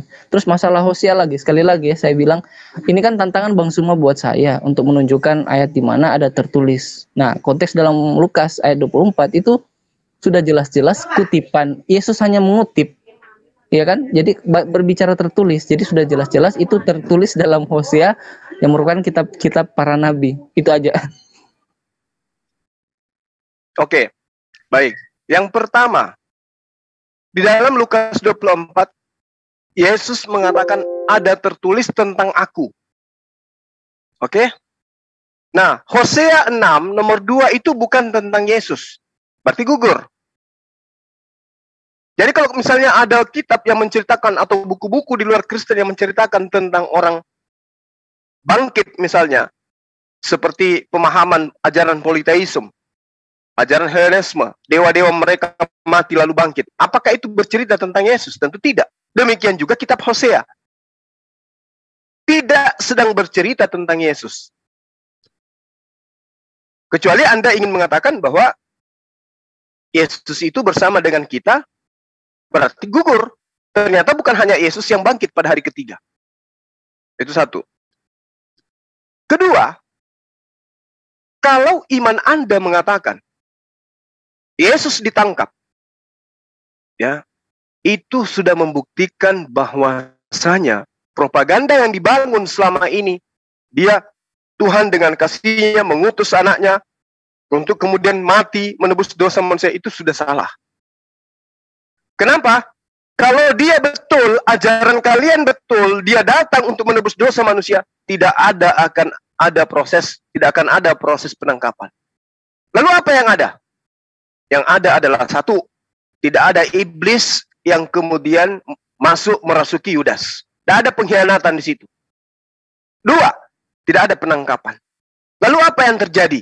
Yang sebenarnya, andai saja penyaliban itu benar adanya, Yesuslah yang mengajarkan siang dan malam tentang dirinya, mati di atas tiang salib, dan dialah yang akan minta untuk disalibkan. Tapi apa yang tertoreh di dalam kitab Anda? Lalu Yesus berkata kepada mereka, apakah aku ini penjahat sampai kalian datang dengan pedang dan pentungan untuk menangkap aku? Coba. Mana ada kemudian orang yang datang untuk mati di atas tiang salib justru bertanya, apakah aku ini penjahat? Harusnya dia mengatakan, oh iya ya, bukankah aku datang untuk disalib? Ngapain justru dia mengatakan, apakah aku ini penjahat sampai kalian datang dengan pedang dan pentungan untuk menangkap aku? Lalu dia mengatakan, setiap hari aku mengajar di rumah Tuhan di depan kalian, dan kalian tidak menangkap aku. Tetapi memang sudah seharusnya begitu, supaya terjadi apa yang tertulis dalam Alkitab. Ini siapa yang menuliskan seperti ini? Siapa yang menuliskan seperti ini? Ini pernyataan kemudian Markus itu sendiri yang mengatakan, tetapi memang sudah seharusnya begitu, supaya terjadi apa yang tertulis di dalam Alkitab. Nah sekarang, yang tertulis dalam Alkitab itu mana? Nah, di data selanjutnya dikatakan, semua murid Yesus lari meninggalkan Yesus. Ketika semua murid lari meninggalkan Yesus kemudian, berarti yang ada di belakang Yesus, orang yang dikatakan Yesus itu yang ditangkap, bukan lagi murid Yesus. Lalu siapa kalau bukan murid Yesus? Itu penting untuk Anda jawab. Murid Yesus di nomor 50 lari meninggalkan Yesus. Tapi ternyata ada yang mengendap-endap di belakang Yesus menggunakan kain lenan. Ini siapa? Namun sebelumnya yang perlu Anda pahami, ketika kemudian hari Minggu pagi, Maria Magdalena dan Maria ibu Yesus datang ke pemakaman. Apa tujuannya datang? Untuk meminyaki tubuh Yesus. Dan itu bukan tradisi Yahudi meminyaki mayat. Nggak ada itu, tradisi Yahudi meminyaki mayat. Ketiga, jasad Yesus ketika diturunkan dari penyaliban yang dikira Yesus, dalam kitab Anda jelas dimasukkan ke dalam sebuah goa. Goahnya itu tidak pantas disebut kuburan. Kenapa? Tingginya 7 kaki, dalamnya 17 kaki, lebarnya pun lebar, ada sekitar 5 meter menurut sejarah yang ditorehkan oleh Flavius. Artinya bukan kuburan, dia goa. Karena kuburan orang Yahudi itu ya seperti umat Islam, dikubur, dikafani, kemudian ditimbun sama tanah. Ternyata tidak. Nah, ketika dia masuk situ, Maria terheran, mana mayat Yesus? Ketemu dengan orang yang ternyata Yesus. Siapakah engkau ini? Apakah engkau melihat Tuhan kami? Ternyata yang ditanya itu adalah Yesus, katanya. Apa iya orang yang melahirkan, membesarkan 33 tahun tidak mengenal anaknya? Atau jangan-jangan yang ditemui ini adalah orang yang diserupakan dengan anaknya? Anaknya sendiri sudah terangkat ke langit. Atau itu adalah malaikat, atau apakah ceritanya? Tapi di kitab Anda dikatakan itu adalah Yesus. Ini ceritanya gimana yang sebenarnya? Ibu Yesus tidak mengenal anaknya. Maria Magdalena tidak kenal Yesus. Murid-muridnya terheran-heran dan ketakutan mengira melihat hantu. Ini cerita tentang penyaliban ini yang mana yang benar rupanya. Dan satu hal, andai saja penyaliban itu benar adanya, diajarkan oleh Yesus, maka sekali lagi saya katakan kepada saudara, akibat dari kebangkitan Yesus adalah, menurut iman Kristen, Yesus mendamaikan antara dosa keturunan Adam dengan dosa keturunan Adam dan Allah, Tuhan. Yesus ini dituduh oleh mereka sebagai pendamai. Bukan cuma dosanya orang Kristen, tapi orang Yahudi. Dan Yesus datang kepada orang Yahudi. Ketika apa yang digaungkan gereja hari ini, Yesus datang mengajarkan dia bangkit pada hari ketiga, tentu hal itu diajarkan Yesus kepada orang-orang Yahudi. Pertanyaannya, siapa yang menunggu detik-detik kebangkitan Yesus? Kalau itu benar, Yesus ajarkan. Tidak ada yang menunggu. Bahkan ketika Yesus datang, orang ketakutan, dikira melihat hantu. Andaikan Yesus mengajarkan saya akan bangkit, maka begitu Yesus muncul di hadapan mereka, Shalom Aleihim, maka murid-muridnya akan berlari memeluk Yesus. Oh, ternyata Tuhan kita betul-betul bangkit pada hari ketiga. Tapi apa faktanya? Mereka malah ketakutan. Artinya nggak ada itu cerita bangkit. Adanya hanya muncul di gereja kemudian. Silakan. Oke. Ketika kita bahas masalah kebangkitan Yesus dalam Alkitab, itu sebenarnya sih konteks yang Uta Suma bilang tadi, itu kayaknya itu cuma kutipan-kutipan beberapa ayat aja. Tapi kalau secara keseluruhan itu sudah jelas-jelas memang ada di dalam ayat kita diterangkan. Karena kalau misalnya berbicara masalah ketakutan ketika melihat Yesus bangkit, datang Yesus kepada mereka terus mereka ketakutan. Itu ada kan ayat kelanjutannya Bang Suma. Ya kan ketika Thomas bertanya, apakah engkau? Terus Yesus dikasih lihat inilah buktinya, dikasih lihat tangannya, dikasih lihat bekas tusukan yang ada di perut. Itu sudah jelas. Nah, setelah itu ada ketakutan lagi di antara murid-muridnya. Sudah enggak ada ketakutan karena mereka tahu bahwa yang disalib, yang ada mati, dan apa yang dia katakan waktu perjamuan itu genap semua terjadi. Kalau berbicara masalah ketakutan, memang mereka di Alkitab kita memang tertulis kata ketakutan, tetapi setelah mereka tahu secara nyata bahwa itu adalah Yesus, ketakutan itu sudah enggak ada, dan mereka tahu bahwa apa yang dikatakan Yesus sebelumnya itu sudah itu terjadi semua. Jadi kalau misalkan Bang Suma mau kutip-kutip ayat, ya ada bagusnya ada baiknya itu secara konteks, secara keseluruhan. Karena kalau cuma kutip-kutip beberapa ayat, maka ya kita kan ibaratnya ya pembodohan publik. Jadi ada bagusnya kita kisahnya itu dijabarkan secara keseluruhan. Itu aja sih.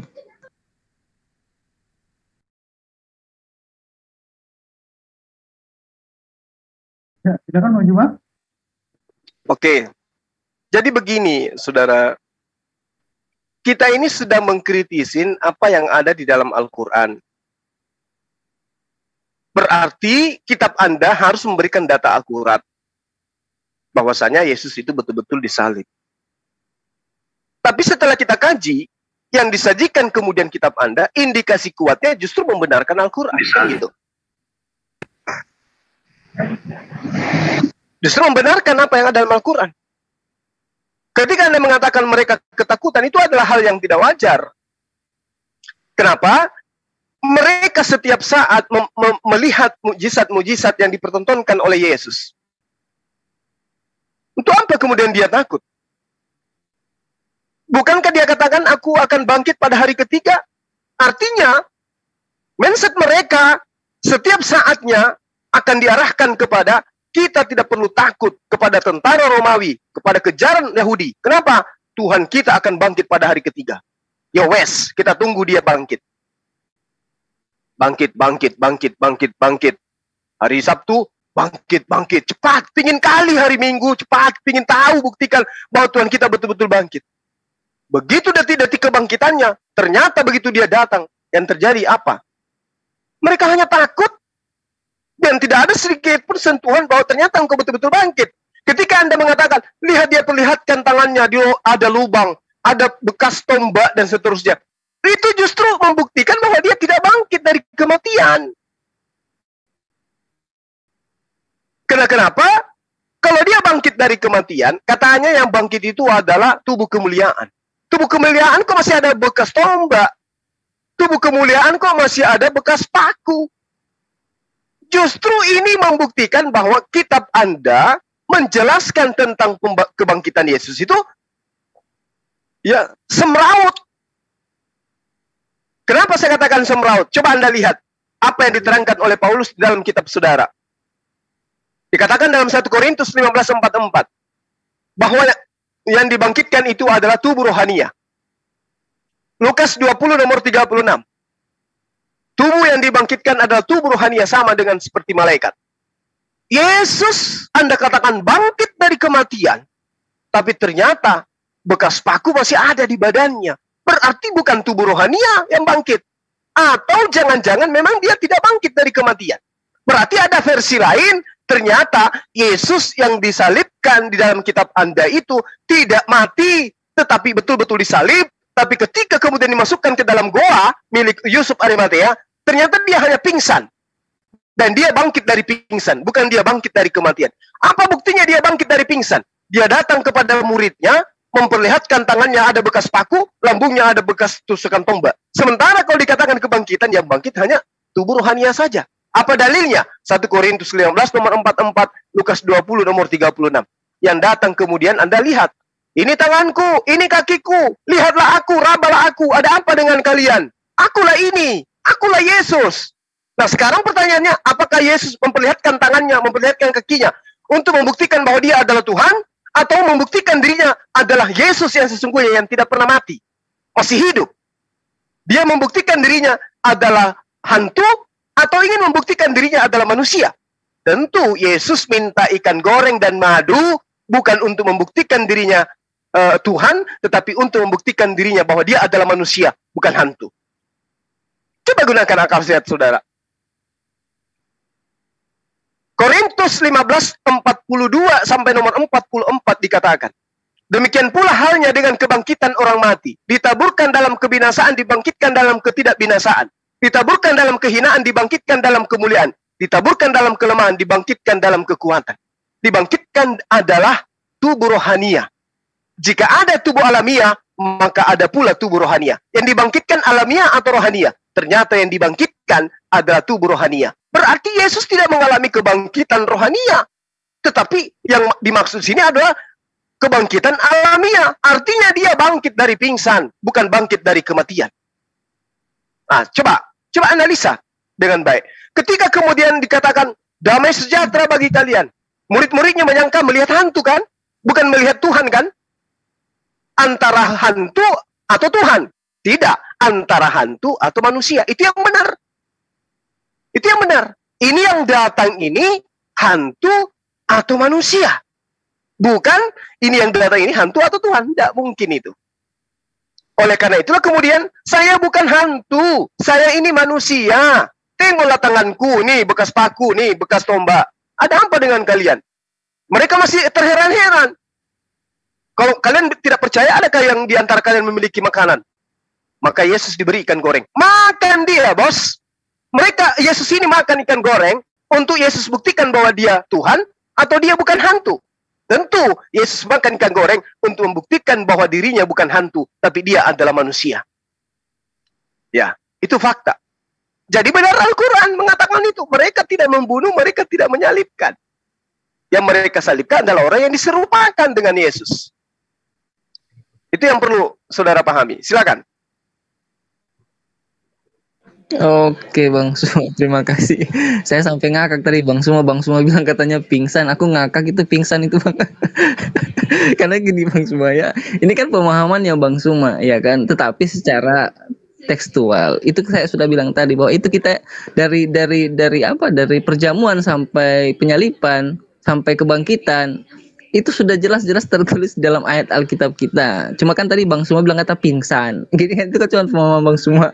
Aku ngakak terus dia bilang pingsan. Karena gini Bang Suma, tidak mungkin apa yang dilihat oleh Maria sama Marta yang disalib ketika Yesus itu ditusuk, dipaku. Terus Bang Suma bilang cuma pingsan. Tidak mungkin orang terus ditusuk, dipaku terus cuma bilang pingsan. Nggak mungkin lah Bang Suma.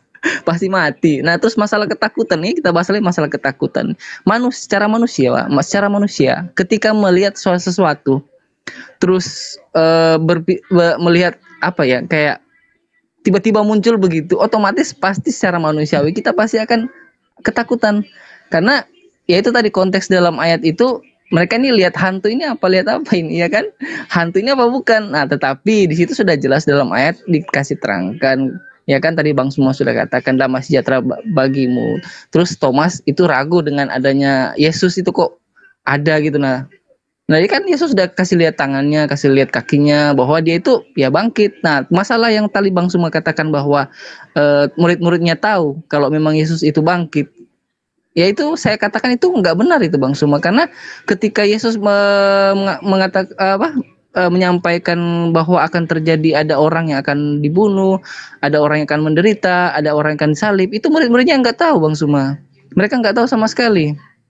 Jadi jangan Bang Suma mengatakan bahwa murid-muridnya tahu tentang hal itu. Itu saat perjamuan itu murid-muridnya nggak tahu sama sekali kalau akan terjadi hal yang terjadi itu akan terjadi kepada Yesus. Mereka tuh nggak tahu sama sekali. Nah itu aja sih buat Bang Suma sih. Ya, ini kekeliruan yang kemudian Anda bangun. Kalau Anda mengatakan murid-muridnya tidak mengetahui bahwa Yesus akan bangkit. Bukankah tadi kita sudah membahas Lukas 24 dan Anda mencoba mengorek Hosea 6? Bukti bahwa Yesus mengajarkan dia akan bangkit. Tapi Anda mengatakan murid-muridnya nggak tahu. Nah, kenapa kemudian saya mengatakan pingsan? Yang menurunkan Yesus dari tiang salib adalah diantaranya Maria, Nikodemus, Yusuf Arimatea. Kalau kemudian Anda memahami lebih jauh, kitabnya orang Yahudi menerangkan orang yang disalibkan secara terkutuk di atas tiang salib itu harus segera diturunkan sebelum Sabat datang. Tapi kenapa kemudian Yusuf Arimatea secara sembunyi-sembunyi datang ke Pilatus minta supaya jasadnya Yesus segera diturunkan dari tiang? Kenapa rupanya? Padahal secara hukum Yahudi, diminta atau tidak diminta, Yesus tetap akan diturunkan dari tiang salib. Karena hari Sabat. Tidak boleh ada mayat yang kemudian bergelantungan di atas tiang ketika hari Sabat datang. Maka diambil untuk dikuburkan. Tapi kenapa kemudian orang ini minta secara sembunyi-sembunyi ke Pilatus agar mayatnya, jasadnya segera diambil? Kenapa? Karena hukuman mati terhadap orang yang disalib tidak berlaku terhadap Yesus. Satu, kaki Yesus tidak dipatahkan. Dua, Yesus disalibkan, ada yang mengatakan jam 12 siang, ada yang mengatakan jam 3 sore. Berarti, kalau dia hanya digantung tok di atas dipaku tangannya, tidak ada alasan untuk mengatakan Yesus itu mati. Kenapa? Karena Yesus tidak kehabisan darah. Nah, kedua, sebelum Yesus disalibkan, terlebih dahulu Yesus itu diberi anggur. Anggur yang dicucuki dengan anggur asam. Apa maksudnya ini? Kenapa dia dikasih asam? Untuk supaya dia itu pingsan. Masa gara-gara minum anggur kemudian dia mati? Kan tidak. Ketika dia minum anggur, mengisap anggur itu, apa dikatakan? Waktunya sudah selesai. Mati dia. Kalau Anda ingin mengukur tentang kematiannya Yesus, dan mulai dari sejak dia minum anggur asam, maka saya katakan Yesus mati. Kalau Anda paksakan dia mati karena anggur, bukan mati karena disalibkan. Coba Anda lihat kitab Anda. Diberi anggur, setelah diberi anggur dia mengatakan semua sudah selesai. Maka nyawanya diserahkan kepada Tuhan. Mati, belum disalib. Itu yang terjadi. Nah, kemudian yang ketiga, yang keempat. Ketika Yesus itu diturunkan, Maria ke pasar beli rempah-rempah. Apa rempah yang dibeli? Dia membeli minyak untuk mengurapi, untuk mengobati orang yang luka. Coba Anda cari tradisi, budaya apa kemudian yang Anda bisa bawa sekarang, di mana budaya itu adalah kebiasaan orang Yahudi mengurut atau meminyaki mayat yang sudah 3 hari. Ada enggak di tradisi Yahudi seperti itu? Mayat dibangkitkan, diangkat dari kuburan, terus diurut pakai minyak. Ada enggak? Tidak ada. Tapi kenapa Maria melakukan itu?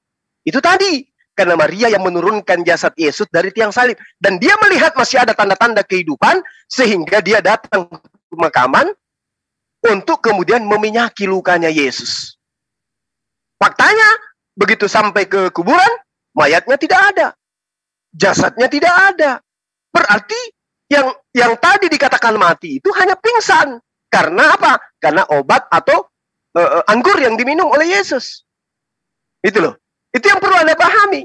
Sehingga orang yang disalib pada kala itu, kakinya harus dipatahkan kiri dan kanan. Apakah kakinya Yesus itu dipatahkan? Tidak. Kenapa tidak? Karena tentara Yahudi, Romawi mengatakan, orang ini sudah mati karena nggak goyang-goyang lagi. Kenapa nggak goyang? Karena tadi sudah dibius menggunakan anggur asam. Gitu loh cara belajarnya. Sehingga ketika Yesus datang kepada muridnya pun mengatakan bahwasanya ini hantu atau manusia. Bukan dia katakan ini hantu atau Tuhan. Karena Yesus tidak pernah mengatakan dirinya Tuhan. Dan Yesus tidak pernah mengatakan dirinya akan bangkit pada hari ketiga. Nggak ada itu. Sehingga ketika dia datang, murid-muridnya terkaget-kaget. Kenapa kaget? Karena mereka sang murid hanya mendengarkan berita simpang siur tentang gurunya. Ditangkap, disalibkan, dikuburkan. Mereka hanya mendengarkan itu. Berita simpang siur itu. Mereka nggak tahu sampai sejauh mana kemudian kejadian terjadi kepada gurunya. Apa pembuktiannya? Baca Markus 14 nomor 50. Semua pengikutnya lari meninggalkan Yesus. Oke? Saya kira cukup untuk sementara. Silakan. Oke, terima kasih Bang Suma. Ini diskusi ini kayaknya Bang Suma bisa ngelawak juga ya Bang Suma ya. Soalnya ada kata urut lah, pingsan lah. Jadi aku itu ketawa di situ sih Bang Suma. Masalah urut ya, masalah minyak ya. Kalau Bang Suma bahas masalah tradisi Yahudi, secara umum tradisi Yahudi tidak juga seperti anggapan Bang Suma tadi ketika mengatakan bahwa minyak itu untuk urut, ya kan? Terus kedua, ketika Bang Suma juga mengatakan bahwa saat penurunan Yesus itu kan Maria. Terus bagaimana mungkin Maria itu tidak tahu kalau itu anaknya memang sudah mati? Karena pembuktiannya bisa kubuktikan karena begini. Karena di ayat juga situ sudah dijelaskan bahwa pembuktian yang dilakukan oleh tentara Romawi untuk mengetes, yaitu ngetesnya apa? Yaitu tusuk lambungnya Yesus. Tidak mungkin orang yang ditusuk terus tidak mati, pasti mati. Kalau masa Bang Suma bilang pingsan, ya tidak mungkin pingsan karena pembuktian yang terjadi yang ada dalam Alkitab itu sudah jelas bahwa ada penusukan tombak oleh tentara Romawi. Jadi tidak mungkin orang yang ditusuk terus nggak mati. Itu aja sih untuk masalah pingsan. Terus kedua masalah apa tadi ya? Jadi lupa lagi aku masalah. Aduh, itu aja dulu aku lupa tadi Bang Suma. Jadi jelas-jelas ya, itu Yesus itu tidak pingsan, dan masalah minyak urut itu bukan minyak ya secara satu hal aja dikatakan bahwa minyak itu buat minyak urut, buat menyembuhkan Yesus. Itu salah, itu cuma pemahaman Bang Suma aja. Karena secara terperinci itu saya sudah bilang tadi, dari perjamuan sampai kebangkitan itu jelas adanya, itu tidak ada keraguan di keyakinan kita orang Kristen. Ini kan cuma pemahaman Bang Suma aja. Enggak apa-apa sih Bang Suma memahami seperti demikian, tetapi keyakinan secara tekstual yang ada dalam Alkitab dari perjamuan sampai kebangkitan itu jelas-jelas terperinci Bang Suma. Oke, terima kasih Bang Suma. Iya, jadi gini, yang perlu Anda pahami kemudian adalah Yesus datang sebagai Tuhan, mati bangkit pada hari ketiga itu untuk dijual ke Romawi Yunani. Bukan dijual kepada Yahudi. Itu yang Anda harus pahami dulu. Sehingga berita-berita yang disusun kemudian harus terperinci sesuai dengan apa yang Anda katakan. Masalahnya sekarang kita bukan Romawi, juga bukan Yunani, dan kita bukan Yahudi. Saatnya kita mengkritisin cerita-cerita itu. Hasil daripada kritis kita terhadap dalil yang ada dalam kitab Anda membuahkan apa yang saya sampaikan. Coba. Di dalam kitab Matius dan juga Markus diceritakan begini. Lalu mereka memberi dia minum anggur bercampur empedu. Setelah ia mengecapnya, ia tidak mau meminumnya. Oke? Apa yang terjadi? Yesus kemudian tidak menyadarkan diri. Ya kan? Lalu apa yang dikatakan? Saatnya sudah tiba. Ini menjelaskan bahwasanya Yesus ketika dia minum anggur, jelas sekali bahwa anggur ini dicampurkan dengan asam yang kemudian mengandung kandungan yang bisa membuat beliau ini tertidur. Ya kan? Alias pingsan. Sehingga ketika dia ditompak pun, orang pingsan kalau ditompak nggak akan sadarkan diri. Dan ini pingsannya karena pengaruh obat. Jadi dia tidak merasakan apa-apa. Kakinya tidak dipatahkan, dia juga cuma dipaku kok. Kalau hanya karena ditombak kemudian, itu bukan alasan untuk mengatakan bahwa dia mati. Buktinya dia muncul makan ikan goreng. Itu yang pertama. Kemudian, ketika saudara mengatakan bahwasanya, oh dia tidak pingsan, dia tidak apa? Dia tidak diurut. Saudara, coba Anda lihat di dalam kitab saudara. Markus 16 nomor 1.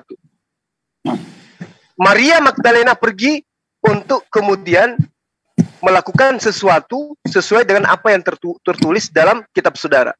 Apa itu? Mengurapi. Apa mengurapi itu? Menurut Anda mengurapi itu apa? Kata pengurapan itu berasal dari bahasa asli masaha. Berarti memijat, mengusap, atau mengurapin. Berarti mana ada kemudian mayat bagi Bani Israel itu diusap, dipijat. Coba Anda gunakan bahasa aslinya dong. Yesus diurapin, berarti dia dipijat, berarti dia diusap. Berarti kalau dia diusap, berarti dia diurut. Kalau dia diurut, mana ada mayat sudah 3 hari mau diurut, atau diusap, atau dipijat. Gak ada itu. Yang ada, mayatnya sudah membusuk. Tapi Maria diceritakan di dalam Markus 16, ya, dia datang pada hari Minggu kemudian. Bukan datang untuk menengok mayat, tapi dia datang untuk membawa minyak. Mengapa Maria ke kuburan? Untuk memberikan minyak kepada Yesus pada hari ketiga. Karena dia adalah salah satu selain daripada Yusuf Arimatea, ya, yang kemudian bersama Nikodemus yang memberikan upacara penguburan terhadap Yesus. Dan saat itulah kemudian sangat-sangat jelas adanya indikasi kuat mereka menemukan bahwa jasad ini belum mati. Coba, kalau Anda bisa buktikan kepada saya, ada nggak tentara Romawi yang menyentuh jenazah Yesus? Ada nggak? Tunjukkan datanya kepada saya. Ada nggak tentara Romawi yang memeriksa mayat Yesus layaknya orang yang memeriksa jenazah untuk membuktikan bahwa jenazah itu betul-betul mati atau tidak? Ada nggak? Kalau ada, berhenti menjadi apologet. Tidak akan ada yang Anda temukan itu. Yang memeriksa mayatnya Yesus hanya Maria, Nikodemus, dan Yusuf. Mereka lah yang kemudian tiba-tiba menurunkan. Lalu kemudian mereka juga yang menguburkan. Lalu mereka juga yang datang pada hari Minggu itu untuk mengurapin. Mengurapin artinya memijit. Masaha dalam bahasa aslinya. Jadi jangan heran kalau saya katakan memijat. Masa ada mayat dipijat? Masa ada mayat diurut? Masa ada mayat diusap pada hari ketiga? Ini tradisi dari mana? Jadi Anda keliru kemudian ketika berdasarkan iman Kristen Anda menolak fakta-fakta yang saya paparkan. Al-Quran tidak akan pernah keliru menyatakan kebenaran. Ya, Yesus makan ikan goreng bukan untuk membuktikan dirinya Tuhan. Dan juga bukan membuktikan dirinya adalah malaikat. Tetapi untuk membuktikan bahwa dia adalah manusia yang bangkit dari pingsan. Demikian. Berarti dia disalib dong. Ya, memang ada penyaliban. Betul. Betul, ada penyaliban. Karena Al-Quran mengatakan penyaliban itu ada. Ya, penyaliban itu ada. Tuh ya, berarti nggak sesuai dengan Al-Quran. Al-Quran tidak disalib. Sesuai dengan Al-Quran, sangat sesuai. Di mana sesuainya? Kan ada penyaliban, ada penyaliban. Isa Al-Masih itu kemudian diangkat. Ada penyaliban. Isa Al-Masih itu diangkat. Aku tanggapi argumennya Bang Suma. Silakan. Bantah dengan dalil tapi ya. Anggur. Iya kan, gini, kita kan itu sudah tahu masalah cerita yang ada dalam kita, masalah penyaliban, masalah kebangkitan, itu kita sudah tahu ceritanya, Bang Suma. Gini Bang Suma, ketika Bang Suma mengambil suatu argumen kata anggur, kata pingsan, itu ya anggur memang betul. Tapi pingsan ini yang bikin aku ngakak nih Bang Suma. Karena aku nggak habis-habis ngakak dari tadi. Aku kasih mati mic-nya tapi aku ngakak Bang Suma. Karena gini Bang Suma, tadi kan saya sudah jabarkan, sudah katakan bahwa di ayat di Alkitab kita di Perjanjian Baru dikisahkan tentang kematian, kebangkitan. Itu secara terperinci itu sudah jelas kita itu punya. Tetapi kan yang dijabarkan tadi kan sama Bang Suma itu kan merupakan ya pemahaman Bang Suma. Aku sih nggak marah dengan pemahaman seseorang karena kita kan memang berbeda keyakinan, karena pemahaman kita ya ujung-ujungnya memang nggak bakal sama. Tetapi kan gini Bang Suma, kita harus ambil apa yang Bang Suma ngomong tadi, masalah minyak ya Bang Suma. Tadi kan Bang Suma sudah mengatakan bahwa Maria itu pergi mendatangi Yesus untuk meminyaki, atau kata lain itu urut. Masalahnya Bang Suma di Alkitab kita sudah jelas dikatakan bahwa ketika Maria pergi itu sudah tidak ada. Jadi nggak cerita masalah minyak, masalah urut itu pasti nggak ada. Karena urutnya Yesus itu tidak dijelaskan di dalam Alkitab. Ini anak ini ketawa-ketawa banget, Tuhannya mati kok ketawa. Yesus itu bukan aku ketawa. Aku nggak menertawakan masalah kematian Yesus. Tuhan kita aku nggak menertawakan. Yang aku nanti siapa yang menjelaskan? Yang masalahkan ini kan kita berdiskusi. Aku senang sama Bang Sur berdiskusinya sehat. Ya, nggak apa-apa, nggak masalah. Nah, gini, aku senang sama Bang Suma. Dia itu menjabarkan dengan pemahaman yang sehat. Ya kita juga berdiskusi sehat. Cuman aku ketawa tadi itu bukan menertawakan Tuhanku, enggak Bang. Tetapi argumen yang disampaikan Bang Suma, karena ada kata pingsan, ada kata urut. Ya itu kan tidak ada tertulis di dalam Alkitab. Ya kan? Masa itu yang jadi masalahnya. Kalau misalkan secara ada tertulis secara tekstual di dalam Alkitab, aku akan benarkan itu. Cuman masalahnya ini nggak tertulis seperti demikian yang apa yang disampaikan oleh Bang Suma. Ya terus terang. Nah, masalah anggur yang Bang Suma bilang, yang dibilang katanya pingsan. Bentar Pak, jangan diganggu. Orang ditusuk lambungnya itu nggak masuk akal. Ya. Baik, saya boleh argumen sedikit? Boleh, lanjutin. Jadi begini, Saudara Willy. Anda mengatakan Yesus itu tidak pingsan.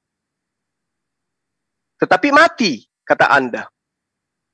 Tapi kitab Anda menorehkan, yang dikatakan bangkit dari kematian itu adalah rohnya saja yang harus bangkit. 1 Korintus 15:44, Lukas 20 nomor 36. Ini bukan perkataan Suma, ini perkataan kitab saudara. Yang dikatakan kebangkitan adalah bangkitnya rohani saja. jasad tinggal tertelungkup di kuburan. Apakah ini berlaku terhadap Yesus? Tidak. Apa buktinya? Jasadnya bangkit juga. Berarti ini tidak bangkit dari kematian. Nah, kalau dia tidak bangkit dari kematian, lalu bangkit dari apa? Dari tidur mungkin. Atau setidaknya dari pingsan. Karena sebelumnya dia makan. Bang Suma. Silakan. Bang Suma, aku cross-check tadi ayat mana tadi Bang? 1 Korintus berapa? 1 Korintus atau berapa? 1 Korintus 15 nomor 44. Oke, aku cross-check dulu Bang Suma ya. 1 Korintus 15:44. Silakan. Nah, wajar kalau Anda tertawa karena memang Anda masih minim literasi terhadap kitab Anda sendiri. Silakan. Ayat 44. Yang ditaburkan. Ayat 44 iya, ya. Yang ditaburkan adalah tubuh alamiah, yang dibangkitkan adalah tubuh rohania. Itu loh. Masih kurang. Tidak ada bangkitan tubuh. Oke.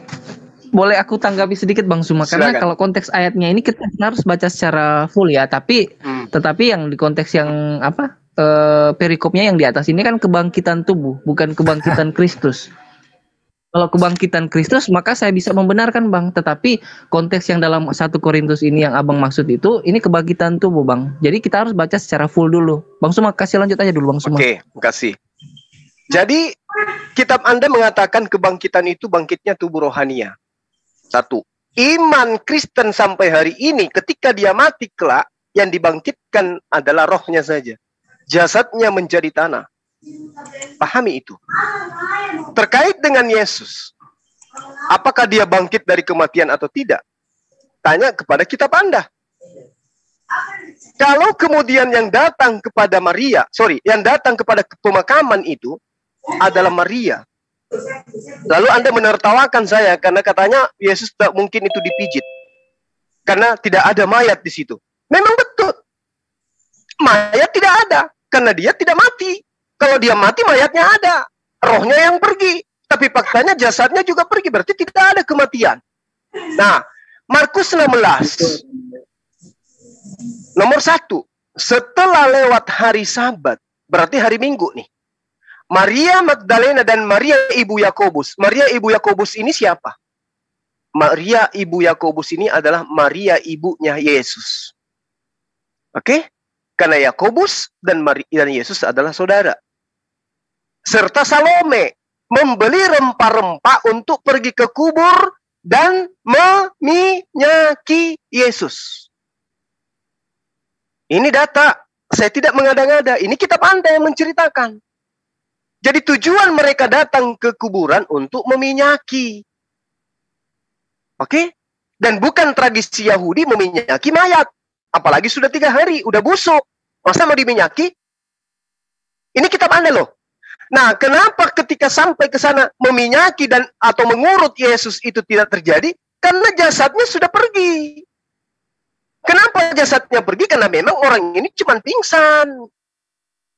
Kalau dia tidak pingsan, tidak mungkin mayatnya bergeser dari tempat. Oh, Anda katakan bangkit. Gimana ceritanya bangkit sementara kitab Anda mengatakan kebangkitan itu adalah rohania? Bagaimana ceritanya Anda mengatakan itu bangkit dari kematian sementara jasadnya makan ikan goreng?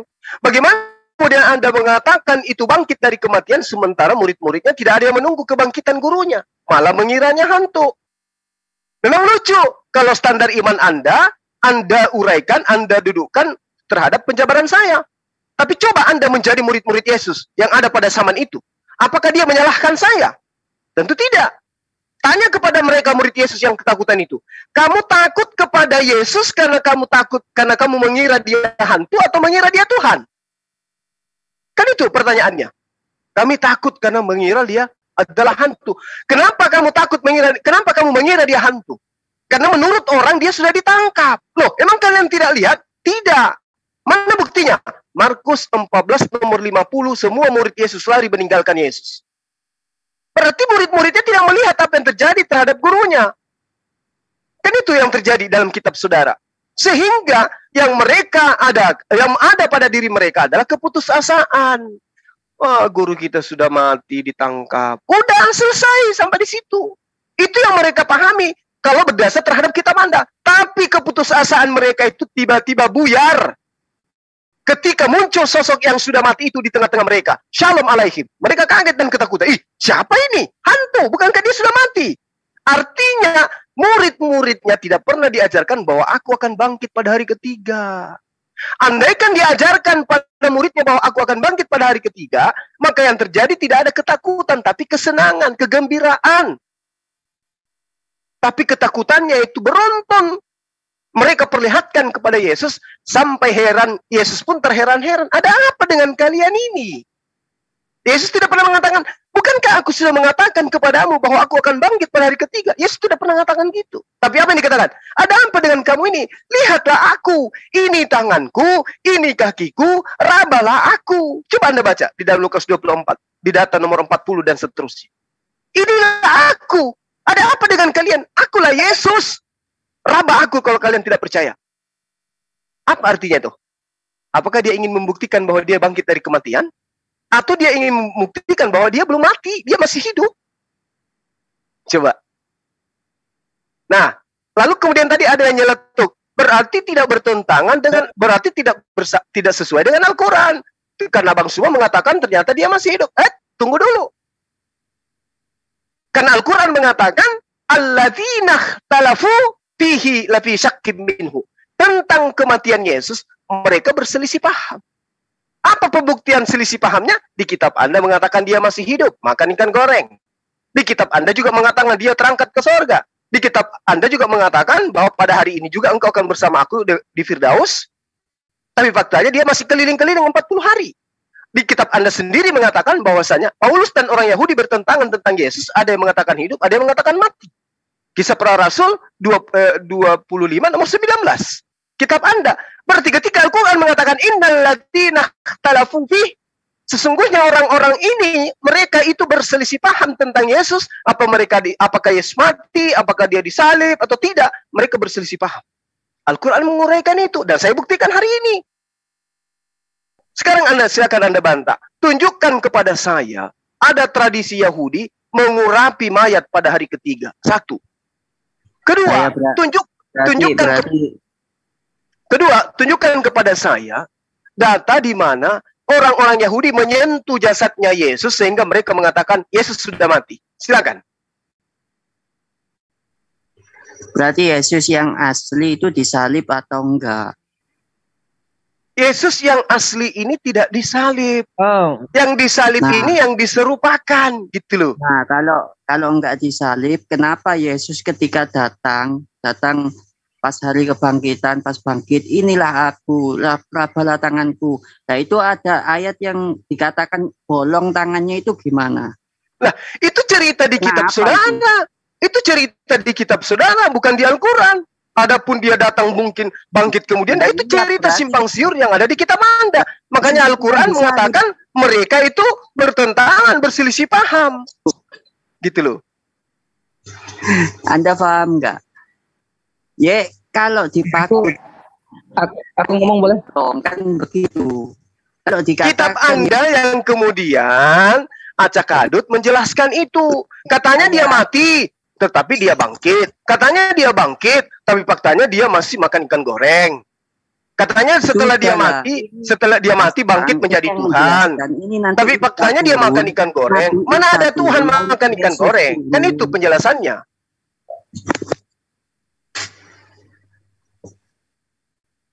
Ya, silakan. Oke, terima kasih. Aku ngomongnya Bang Suma, boleh? Oke, terima kasih atas argumennya Bang Suma. Ketika Bang Suma mengutip ayat Al-Quran mengatakan bahwa ada perselisihan di antara kita. Perselisihan antar orang Yahudi. Ketika Bang Suma mengutip ayat tentang Yesus. Ya, gini Bang Suma. Ya, gini. Masalah perselisihan ini Bang Suma, memang Kristen dan Yahudi itu otomatis ya pasti berbeda. Kalau misalkan Bang Suma ingin menyamakan kita Kristen seperti orang Yahudi. Karena orang Yahudi sudah jelas-jelas memang menolak tentang Isa Al-Masih. Iya, karena kalau mau berbicara tentang keraguan di kekristenan, iman kekristenan, dan ada apa namanya itu dalam Al-Quran tadi, keraguan dan prasangka, itu di keyakinan Kristen, masalah penyaliban, masalah kebangkitan itu tidak ada keraguan. Karena itu tadi saya sudah bilang kan sama Bang Suma, secara literasi yang ada dalam perjanjian lama itu sudah diperinci sampai kebangkitan Bang Suma.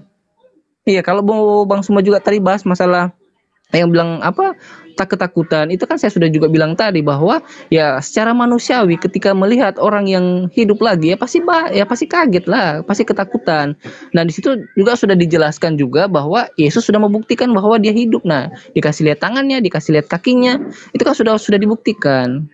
Ya terus masalah yang tadi Bang Suma komparasi dengan keraguan sama prasangka buruk yang ada dalam Al-Quran. Mungkin malah sebaliknya kayaknya Bang Suma. Mau minta penjelasan Bang Suma, apakah di keyakinan orang Islam ada keraguan dengan masalah itu? Karena jelas-jelas ayat ini kan diterangkan dalam Al-Quran. Kalau misalkan Bang Suma mau lemparkan ayat itu kepada kita orang Kristen, ini bukan orang Yahudi ya Bang Suma, tetapi orang Kristen ya, kita itu tidak ada keraguan sama sekali, dan kita itu dalam kekristenan itu tidak ada prasangka buruk dengan hal itu.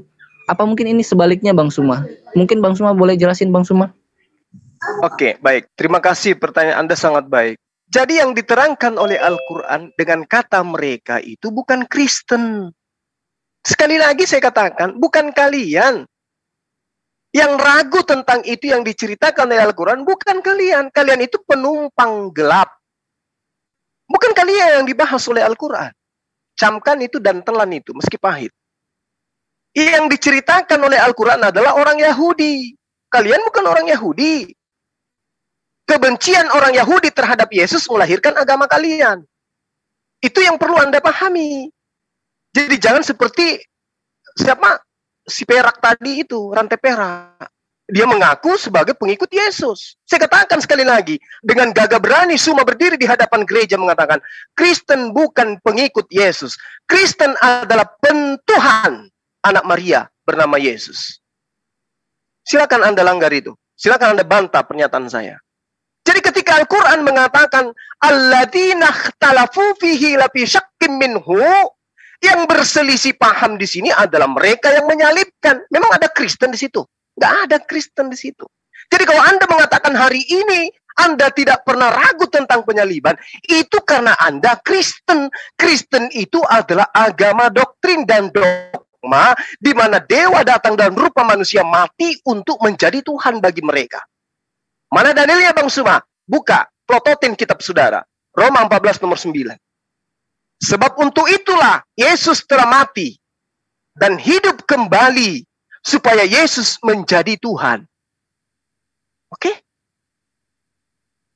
Jadi tidak ada yang salah yang saya sampaikan. Sebab untuk itulah Yesus mati dan hidup kembali supaya ia menjadi Tuhan. Setelah dia menjadi Tuhan, dihadiahkan kepada siapa? Kepada kalian, Kristen. Makanya penyebutan Kristen pertama kali muncul di Antioquia. Gitu loh, bukan di Yerusalem, bukan di tengah-tengah murid Yesus. Kalau murid Yesus, mereka adalah praktisi Yudaism yang mustahil kemudian mereka menuhankan Yesus. Berbeda dengan Kristen. Kristen memang nggak ada ragu ya orang Kristen itu. Tapi coba lihat. Kitab Anda Kisah Para Rasul 25 nomor 19. Apa yang diterangkan di situ? Mereka berselisih paham tentang sosok yang bernama Yesus. Ada yang Paulus mengatakan, ada yang mengatakan mati, Paulus mengatakan dia hidup. Berselisih paham tidak tuh? Berselisih paham. Tapi apakah lagi-lagi ini bercerita tentang Kristen? Tidak. Paulus mengatakan dia masih hidup. Orang-orang yang menyalibnya mengatakan dia sudah mati. Kisah para penulis 25 nomor 19. Tetapi mereka hanya berselisih paham tentang agama mereka dan tentang seseorang yang bernama Yesus. Yang katakan ini Suma atau bukan? Bukan. Jadi Al-Quran mengatakan mereka berselisih paham. Kitab kalian juga mengatakan berselisih paham. Muncul Kristen, oh kami nggak pernah berselisih paham kok. Lah, emang Kristen yang diceritakan di Al-Quran? Bukan. Yang diceritakan adalah orang yang menyalib Yesus. Itu satu. Kedua, Al-Quran secara umum mengatakan mereka berselisih paham. Kalau kita ingin mengurai kemudian, orang Yahudi dan orang Kristen, apakah satu paham atau berselisih paham? Berselisih paham. Tentang apa? Tentang Yesus. Siapa siapa Yesus menurut orang Yahudi? Dia adalah anak daripada tentara Romawi bernama Pantera. Siapa Yesus menurut Kristen? Dia adalah anak Tuhan yang datang dalam rupa manusia. Sama enggak? Satu anak zina, satu anak Tuhan. Berselisih paham enggak? Selisih paham. Salah enggak Al-Quran? Enggak salah. Dari mana baginda Rasulullah Muhammad SAW tahu dan mengurai itu? Dia tidak pernah belajar, dia tidak tahu Torah, dia tidak tahu Injil, dia tidak tahu kisah para penulis, tidak ngerti surah-surah Paulus. Dari mana dia tahu? Dari Allah, pencipta langit dan bumi. Itu adalah wahyu dari langit. Coba Anda berkaca sekarang. Agama saya itu diajarkan Yesus dari Yerusalem. Tapi orang-orang Yerusalem keturunannya kok nggak ada yang menjadi Kristen seperti kami sekarang. Di Yerusalem kok tidak ada sekte Kristen yang besar di sana layaknya di Vatikan di Roma? Kemana keturunan murid-murid Yesus? Kalau penyaliban itu benar, Tuhan betul pernah datang menjadi manusia, mati dibunuh oleh manusia, bangkit ketiga di tengah-tengah manusia yang menyaksikan, maka keturunan orang-orang yang menyaksikan kebangkitan Yesus, mutlak hukumnya secara kebenaran, mereka akan menjadi Kristen sampai hari ini. Faktanya, mana keturunan ke-11 murid Yesus? Menjadi Kristenkah mereka? Atau yang menjadi Kristen ini adalah orang Barat yang muncul kemudian di Indonesia, mengajak orang-orang yang kemudian tunduk kepada pemerintahannya untuk menjadi pengikut agama mereka. Coba Anda renungkan itu. Kejadiannya di Yerusalem, tapi digaungkan di Romawi, di Yunani, diimani oleh orang Eropa, diaminkan oleh orang Barat, sementara tempat dia lahir dan dibesarkan, nggak ada suara-suara yang kayak begitu.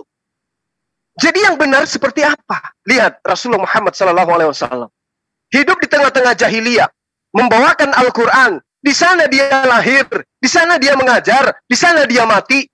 Apapun pemberitaan tentang dia diaminkan dan diimani oleh sejazirah Arab. Ini bukan Tuhan, hanya nabi biasa, bahkan dihujat, tapi diaminkan oleh orang-orang yang ada pada saat itu sampai hari ini. Dia menjadi imam selama-lamanya sampai sekarang.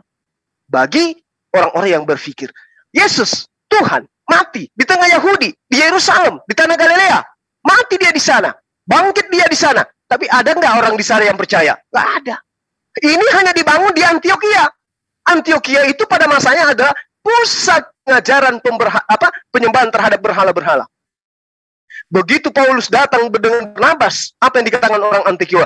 Oh, inilah dewa Hermes, Tuhan kita. Paulus disembah, Pak. Barnabas disembah, bos. Kenapa? Karena Antioquia adalah pusat penyembahan terhadap dewa-dewa. Paulus bermujizat. Wow, keren. Ini pasti adalah dewa Hermes. Ini adalah dewa kita. Tapi Paulus mengatakan, bukan aku yang dewa, coy. Yang dewa itu namanya Yesus. Yang membangkitkan orang mati, yang bangkit hari ketiga. Makanya surat-surat Paulus itu hanya untuk orang pengadut ajaran pagan. Nggak ada itu surat Paulus ditujukan kepada orang Yahudi, nggak ada. Semuanya ke Romawi, Yunani, Kiliki, Filipi, Galatia, Efesus, dan semuanya itu hanya untuk non-Yahudi. Dan dia akui kok di dalam Galatia 2. Aku diutus sebagai rasul kepada orang-orang non-Yahudi. Jadi sangat jelas kalau kita berbicara mengenai Al-Quran kaitannya dengan penyaliban. Tunjuk dua hal. Pertama, tradisi Yahudi meminyaki mayat pada hari ketiga. Kedua, siapa tentara Romawi yang kemudian meraba mayatnya Yesus sehingga dia laporkan ke Gubernur Pilatus, Yesus sudah mati. Anda tidak akan bisa temukan itu. Yang tahu Yesus mati ataupun pingsan hanya Maria, Nikodemus, dan juga Yusuf. Silakan. Oke, terima kasih Bang Suma. Lucu memang Bang Suma ini. Kalau Bang Suma, ketika Bang Suma menuntut kedua hal tersebut, maka saya akan mengatakan tadi, saya bantah tadi bahwa Maria itu tidak bertemu dengan Yesus. Jadi kalau bicara meminyaki itu berarti tidak terjadi. Terus kedua, masalah Bang Suma mengatakan buktikan prajurit siapa yang menyentuh Yesus, dia itu meyakini bahwa dia itu mati apa enggak. Saya katakan itu memang enggak ada. Tetapi bukti yang bisa memperkuat bahwa Yesus mati sudah jelas-jelas kan dikatakan dalam ayat Alkitab bahwa terjadilah ditusuk lambungnya Yesus, ya kan, itu ada ayatnya. Karena gini Bang, nggak mungkin orang ditusuk lambung terus nggak mati. Itu sudah saya jawab ya. Terus masalah yang tadi ya, Bang Suma yang masalah apa ya tadi ya, yang orang Yahudi sama orang Kristen, masalah perselisihan. Jadi gini, aku sini mau bilang makasih sama Bang Suma karena pernyataan yang ada dalam Al-Quran itu ditujukan kepada orang Yahudi. Jadi bisa dibenarkan pemahaman orang Kristen ini ketika meyakini ayat-ayat tersebut, karena yang dikatakan di Al-Quran Bang Suma kutip tadi itu ditujukan kepada orang Yahudi, ya kan? Jadi permasalahan masalah penyaliban ini kita bisa membenarkan apa yang ada dalam Alkitab kita, karena kita orang Kristen, Bang Suma sudah mengakui bahwa beda dengan orang Yahudi. Betul nggak Bang Suma? Nah, terus Bang Suma tadi mengaitkan dengan Muhammad tadi mengatakan bahwa Muhammad itu tidak tahu Injil, tidak tahu Taurat, dan tidak tahu Sabur. Ya kan Bang Suma tadi bilang begitu. Bagaimana Muhammad tidak tahu ketika dalam Al-Quran itu sudah ada perintah untuk meyakini kitab-kitab sebelumnya? Kenapa Bang Suma bilang bahwa Muhammad itu tidak tahu Injil, tidak tahu Taurat, tidak tahu Sabur? Bagaimana itu Bang Suma? Padahal kan ini kan firman ini padahal kan ada sambungan bahasanya itu, ada sambungannya tadi, jangan dipotong. Iya, tapi begini Bang, itu sudah jelas-jelas Bang dikatakan dalam Al-Qur'an bahwa untuk mengimani kitab-kitab sebelumnya. Nah, Bang Suma tadi bilang tadi bahwa Muhammad tidak tahu Taurat, tidak tahu Injil. Nah, padahal itu sudah masa firman ditolak sama Muhammad, bilang nggak tahu Injil, nggak tahu Taurat, ya kan? Mengimani bahwa pernah ada kitab sebelumnya, sedangkan suara anak kecil ini ya, suara anak kecil ini. Tadi Zoom apa di TikToknya ini? Tolong dikondisikan. Ya. Oke. Ya. Jadi saudara saya ini, ketika Anda mengatakan kami bebas dari tuduhan itu, karena Bang Suma sudah mengatakan bahwa yang diceritakan di situ adalah orang-orang Yahudi. Saya katakan kepada saudara, sejahat-jahatnya orang Yahudi membunuh nabi, membolak-balikkan kitab yang datang kepada mereka, mereka tidak pernah menggantikan Tuhan mereka dengan manusia. Oke? Makanya Al-Quran mengatakan, laqad kafaral ladina qalu innallaha thalithu thalatha. Kena kepada kalian. Itu. Kalau Anda mencari data di dalam Al-Quran tentang Kristen, kena di sini. Mencari data tentang Kristen dalam pengajaran Yesus yang dituliskan oleh orang yang Anda katakan sebagai rasul, Matius 23 nomor 15. Agama apa yang didirikan kemudian oleh orang Yahudi? Itu yang perlu Anda pahami. Matius 23 nomor 15. Celakalah ahli kitab. Siapa ahli kitab ini? Orang Yahudi. Celakalah wahai orang Farisi. Siapa orang Farisi? Orang Yahudi. Orang munafik. Siapa orang munafik ini? Orang Yahudi. Engkau menyeberangi lautan. Siapa yang menyeberangi lautan? Orang Yahudi. Menjelajahi daratan. Orang Yahudi.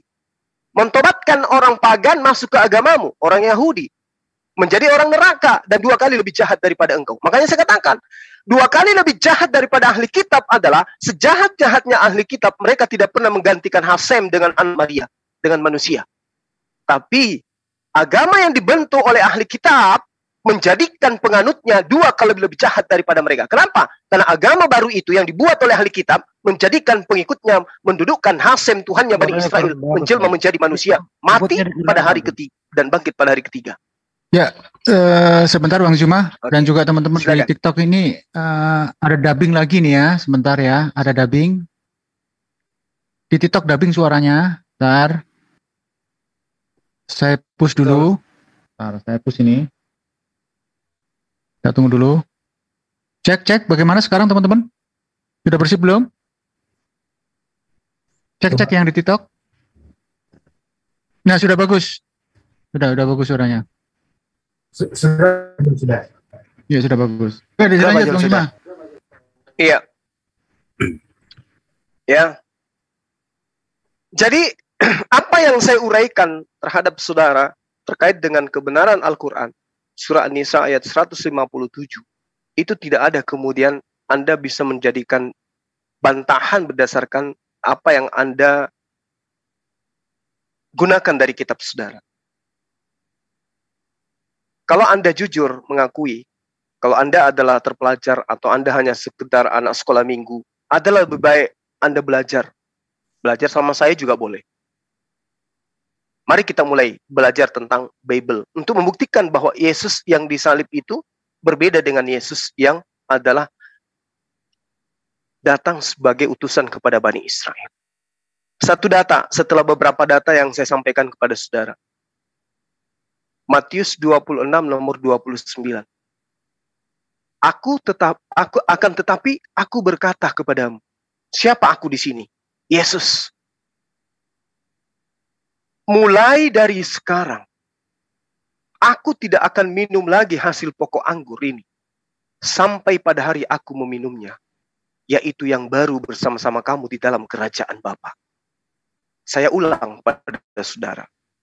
Yesus yang benar-benar Yesus yang diselamatkan dari penyaliban itu mengatakan, aku Yesus berkata kepadamu, mulai dari sekarang, aku tidak akan minum lagi hasil pokok anggur ini sampai pada hari aku meminumnya, yaitu hari di mana aku bersama-sama kamu duduk bersama minum di dalam kerajaan Bapa.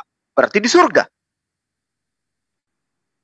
Kalau Anda percaya perkataan Yesus ini bahwa dia tidak akan minum anggur lagi, maka ya minum anggur sedetik, 2 detik sebelum disalib, itu bukanlah Yesus anak Maria. Atau Anda masih ragu? Berarti Anda ingin mengatakan Yesus ini bohong. Dia ini berdusta. Ayo.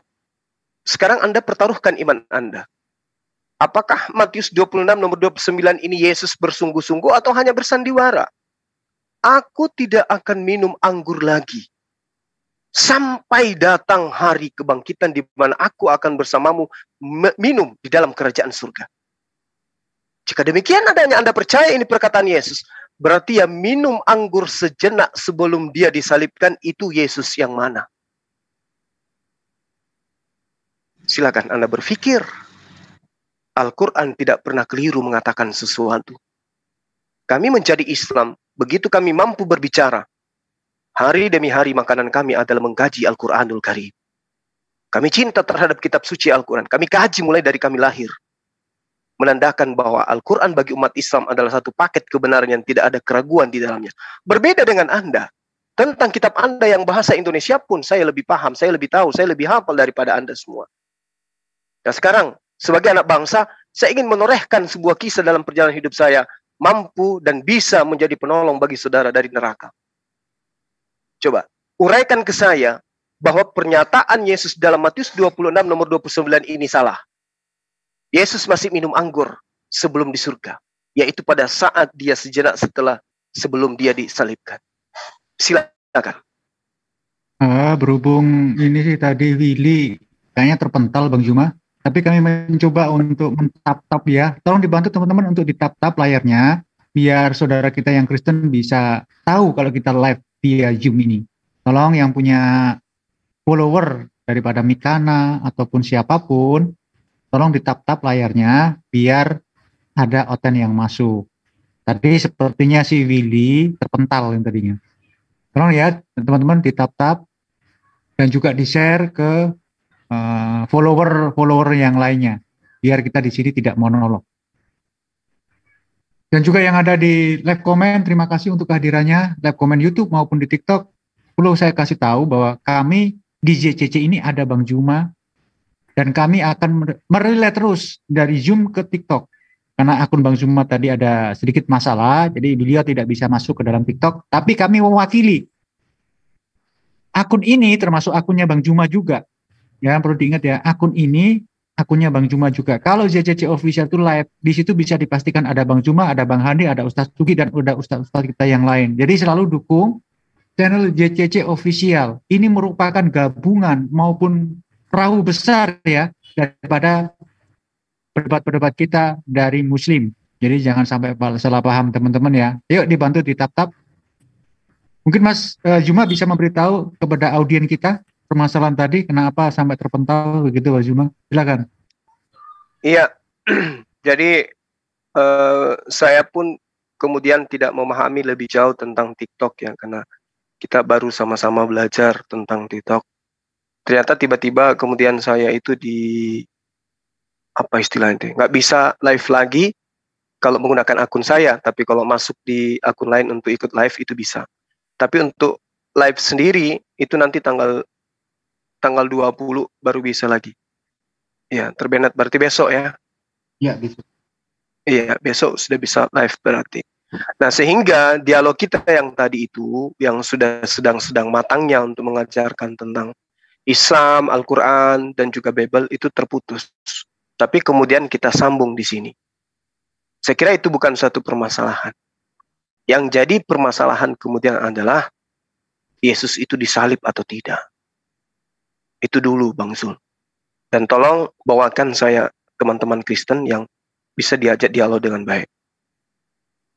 Baik, terima kasih Mas Juma. Ya, semoga saja teman-teman yang tadi banyak mempertanyakan kenapa live-nya Bang Juma itu terpental atau putus ya, karena ada permasalahan. Kita nggak menuduh siapa-siapa ya, tapi yang jelas untuk per hari ini akunnya Zulkifli M. Abbas tidak bisa live. Jadi untuk perwakilan, ini sebenarnya bukan perwakilan karena JCC milik kita semua. JCC official adalah milik semua untuk menjebatani bila mana akun-akun daripada entah itu Mas Juma, entah itu Salam Akal Sehat ataupun Mas Sandi terpental, kita masih punya akun cadangan yaitu yang ini, yaitu yang JCC official. Jadi apapun yang ada di sini adalah milik kita semua. Ya semoga dipahami ya teman-teman ya. Tolong di subscribe, di like, dan juga jangan lupa di tap-tap agar saudara kita yang Kristen bisa tahu kita masih live, kita masih eksis di TikTok. Itu ya, tolong teman-teman dibantu tap-tap ataupun di share. Mungkin Mas Andi bisa menambahkan Mas Andi yang ada di TikTok, silakan Mas Andi. Oh ya. Ya untuk teman-teman ya mari kita berjuang bersama. Terus komentar yang bagus gitu, jangan ada hujatan di sana. Jangan hujatan dibalas hujatan, santai aja. Hujatan itu nanti berbalik kepada mereka, ya mereka akan merasakan itu.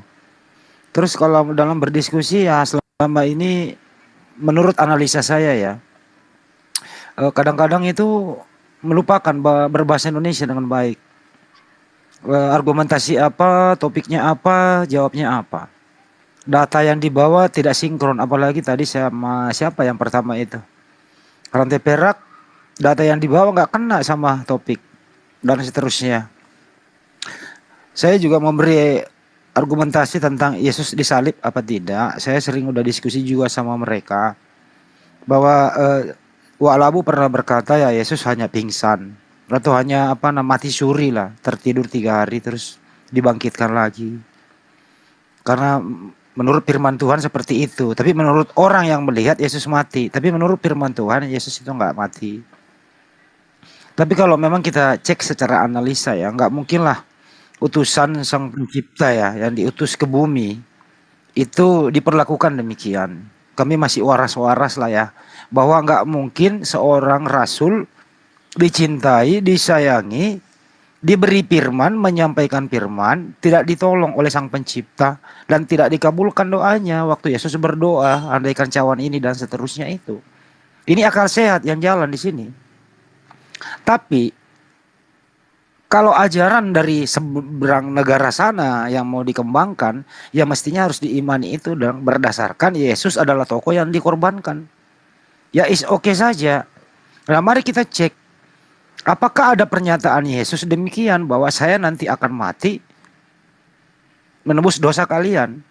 Nah siapa yang paling berperan di sana adalah tulisan di luar daripada ajaran Yesus dikombinasikan gitu. Nah, makanya kalau diskusi dalam hal ini teman-teman ya memang cenderung harus Yesus mati supaya ada Kristen kan gitu. Tapi mari kita cek lagi bahwa apakah suara Yesus Eli Eli lama sabachthani itu adalah suara sehari-hari Yesus. Kita cek tentu bukan. Yesus nggak pernah berbicara Eli Eli seperti itu gitu. Yang kedua adalah bahwa Yesus kalau memang dianggap sebagai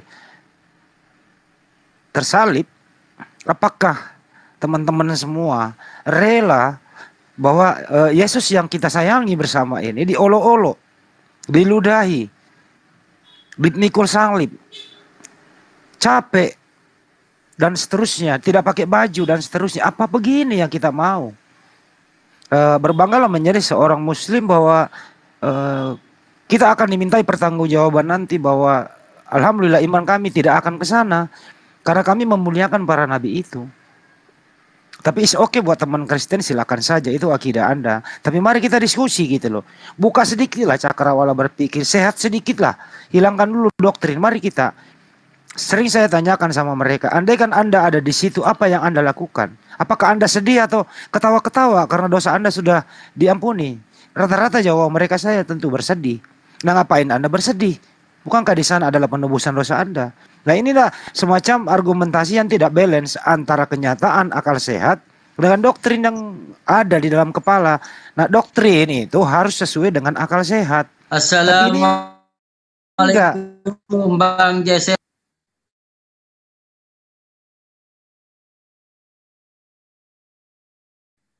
Ya itu Pak Jul. Ya, terima kasih untuk Mas Deden Permana yang baru gabung di sini ya. Buat teman-temanku yang lain, kalau sudah saya naikkan begitu, untuk ucapkan salam cukup di like komen. Karena apa? Saudara kita lagi memberikan sesuatu keilmuan kita di sini. Maaf ya, sekali lagi terus kita mengucapkan salam dengan keras, itu akan membuyarkan konsentrasi. Apalagi kalau kita gabungkan dengan di Zoom. Jadi buat teman-teman yang saya naikkan ke TikTok ini, maaf bukan kami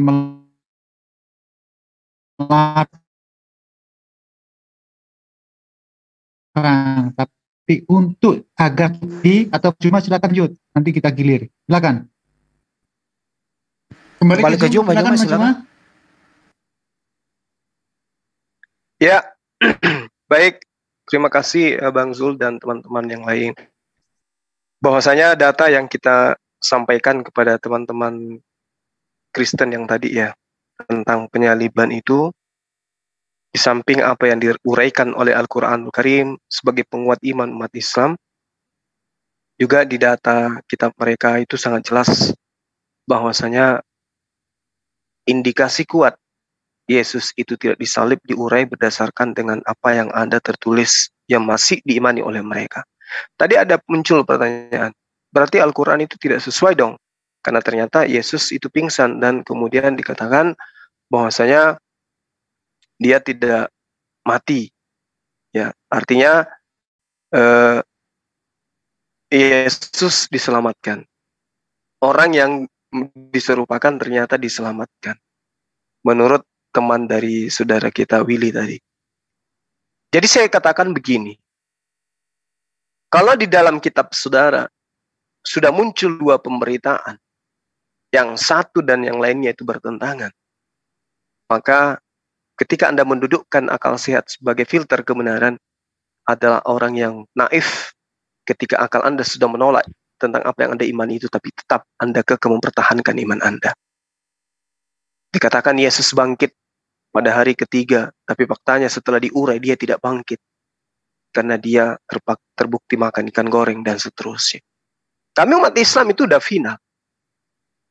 Bahwa Nabi Isa alaihissalam tidaklah disalibkan. Nabi Isa alaihissalam tidaklah mereka bunuh. Dan itu diurai juga oleh kitab Anda sendiri. Matius 4 nomor 6, Ibrani 5 nomor 7, Matius 26 nomor 29, ya, Markus 14:50 dan seterusnya. Oleh karena itulah kemudian ketika saudara merasa lebih hebat, lebih pintar, lebih cerdas terhadap apa yang Anda imani, ayo jangan sungkan. Zulkifli M. Abbas dan teman-teman siap berdialog dengan cara-cara yang baik. Selama Anda pun menggunakan cara-cara yang baik. Kami orang Indonesia yang siap mengikuti aturan dan tata tertib dialog dengan baik. Kita anak bangsa itu lebih mengedepankan etika di dalam berdialog. Tapi ketika Anda mencoba untuk melakukan framing, melakukan hal-hal yang tidak sesuai dengan Al-Quran dan tidak sesuai dengan kitab Anda sendiri, maka saat itu juga kami akan membantah Anda. Saya kira begitu, Bang Zul, karena sudah tidak ada lagi dari pihak Kristen. Baik, terima kasih Mas Juma. Ini mungkin ini dari Mozart Alfiru. Selamat sore. Kalau Anda Kristen, silakan Mas. Iya, selamat dari sore. Mana nih Bang? Dari Kristen tuh? Selamat sore Pak, artinya. Oh, dari Kristen. Kristen. Ya, di sini Kristen, ada Bang Pak, Juma, Kristen. ada Mas Andi Selebes, saya sendiri Julu Bikar Official, dan ada di sini saudara kita Deden Permana. Lagi kita membahas masalah ketuhanan Yesus tadi ini, masalah makan ikan goreng dan lain sebagainya. Mungkin bisa dimulai diskusinya dengan Bang Juma. Silakan disapa dulu Bang Juma yang ada di Zoom. Silakan. Ya, selamat sore Bang Suma, salam toleransi. Ya, selamat sore saudaraku, salam toleransi. Bang Suma. Bang Suma aja.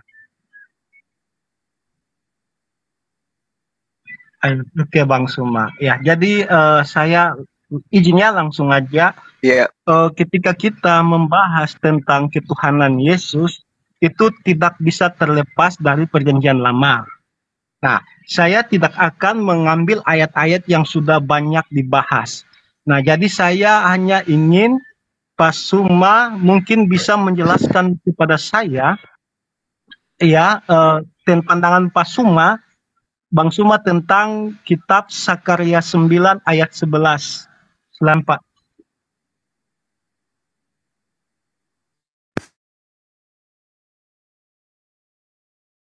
Sakarya 9 membahas tentang apa, Ruben?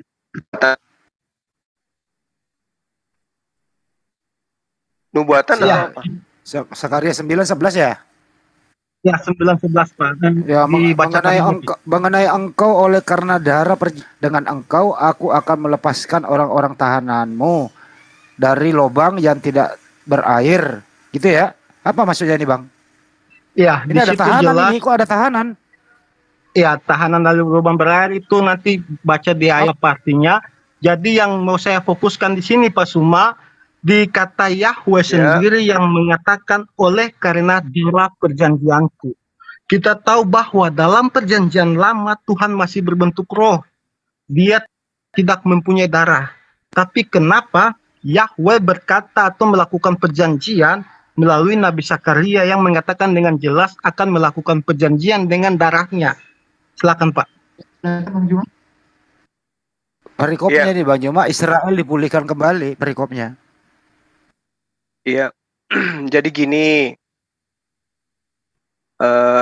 saudara siapa namanya? Kalau kita berbicara darah. Suara saya kedengaran, Bang?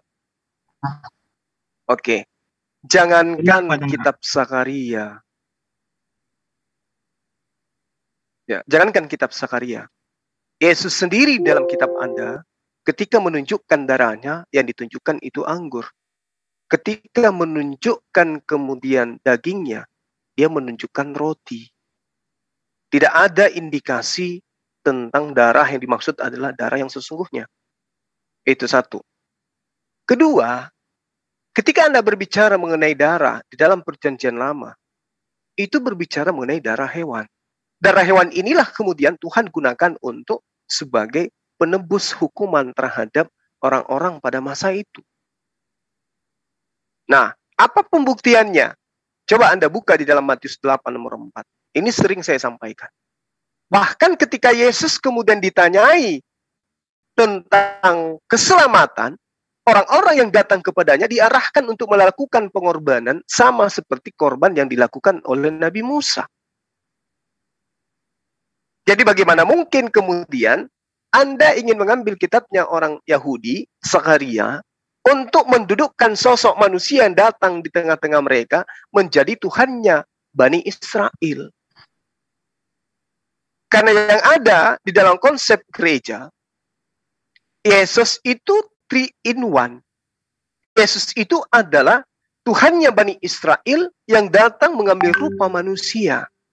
Berarti Anda sedang mengatakan bahwasanya orang Yahudi harus percaya bahwa Tuhan mereka yang mereka sebut Hasem itu pernah nusul menjadi manusia sehingga kehilangan El-Gebar, kehilangan kemudian kekudusannya, kehilangan kemudian El-Elyon yang ada pada dirinya. Nah, apakah itu diterima oleh mereka? Sebagai anak bangsa saya katakan, tidak akan mungkin. Orang Yahudi yang memahami kitab Sakarya, tidak ada sedikit pun dalam benak iman mereka mendudukkan Hasem itu datang bunuh diri di atas tiang salib untuk darahnya untuk menebus dosa manusia. Kenapa? Mereka sudah diajarkan dari sejak awal semula untuk penebusan, untuk dipulihkannya Israel, orang yang dikutuk Tuhan, mereka acap kali diajarkan untuk melakukan pendamaian dengan menggunakan darah hewan, Pak. Tidak ada tuh ajaran kemudian Tuhan datang kemudian mengorbankan darah manusia. Nggak ada. Nggak ada itu. Mau di manapun, itu tidak akan Anda bisa tunjukkan kepada saya. Nah, lalu kemudian ketika Anda mengambil Zakaria 9, nomor 11 tadi ya. Mengenai engkau, oleh karena darah perjanjianku dengan engkau, aku akan melepaskan orang-orang tahananmu dari lubang yang tidak berair. Darah perjanjian ini apa ini? Ya. Darah perjanjian dimaksud ini apa? Karena di dalam kehidupan Bani Israel, Bani Yakub, itu tidak ada sedikit pun pengajaran bahwa mereka dipinta untuk mengorbankan manusia di dalam penghapusan dosa. Dan tidak ada sedikit pun di antara mereka kemudian yang mengatakan perjanjian itu adalah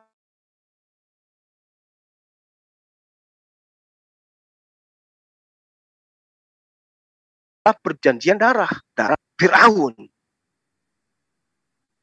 Pelarian daripada Musa dari Mesir ke tanah Kanaan memang betul, itu perjanjian-perjanjian yang diiringi dengan penumpasan darah manusia.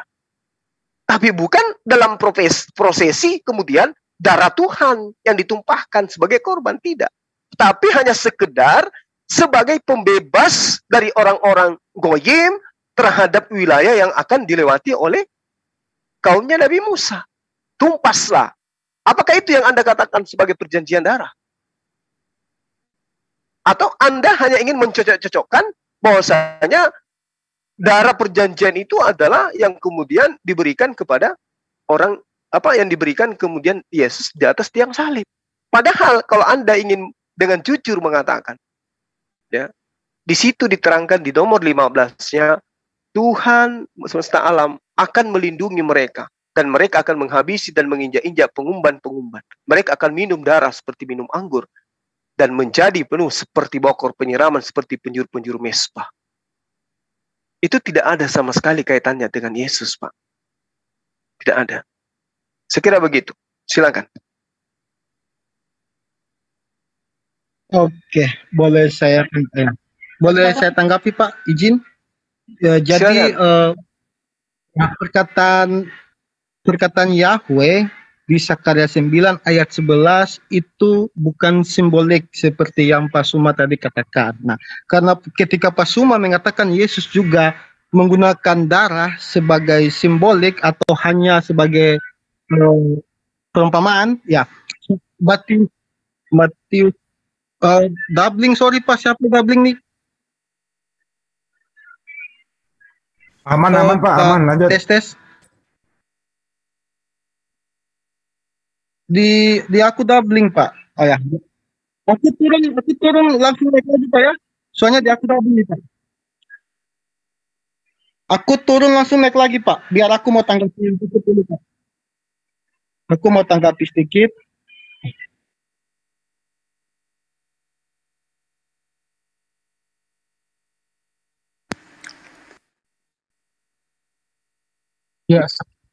Ya, sepertinya ada kita mah aman-aman aja. Coba saya push dulu ya. Saya akan push dulu. Bentar, saya push dulu biar suaranya normal.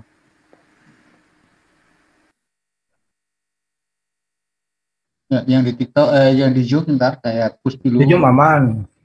Ya, yang di TikTok memang agak doubling, bentar ya. Ya. Oke, sekarang kita sudah gabung lagi. Gimana suaranya di TikTok?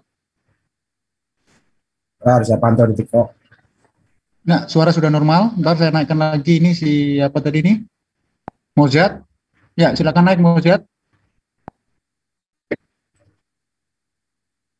Iya, maaf ya. Saya tadi ada doubling jadi saya kurang nyaman. Suara saya mantul. Ya, saya langsung aja Pak.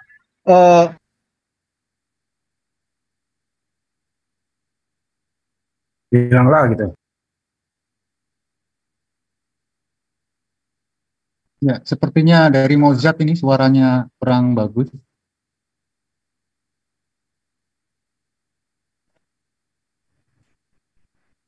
Ya, harus sabar ya teman-teman ya. Memang begini kalau di TikTok ada gangguan sedikit, suara akan trouble.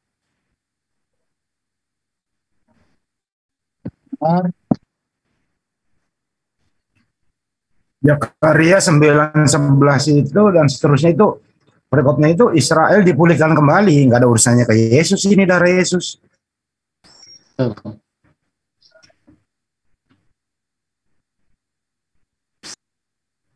Ya, ini bukan dari kami yang dari akun ini maupun dari Zoom. Ini kemungkinan dari Pak Mojat tadi yang mengalami trouble sehingga trouble daripada Pak Mojat tadi mengimbas ke suara yang dubbing. Jadi buat teman-teman yang mau bergabung di sini, tolong dikondisikan koneksinya. Kalau koneksinya itu bermasalah sedikit saja akan mengganggu. Entah itu ada dubbing ataupun kresek-kresek mengganggu yang dari sana. Alhamdulillah saya sudah bisa mempelajari apa dan bagaimana. Aku baik, Pak. Ya kalau saya lihat aja di ya, sini Pak Jo. memang trouble sih alurnya beda ini.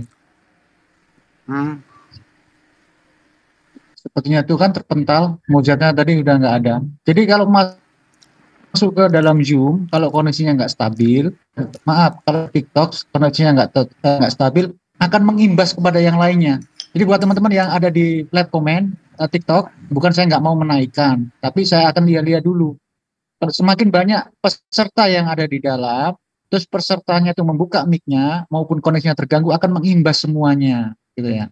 Dan ini dikhususkan untuk teman-teman yang sudah terbiasa untuk berdiskusi. Jadi buat teman-teman yang belum terbiasa berdiskusi naik ke sini, apalagi kita live di YouTube, mohon diri untuk menahan supaya jangan naik. Tetapi kalau mau ikut nimbrung, silakan gabung ke Zoom saja, karena di Zoom lebih stabil suaranya.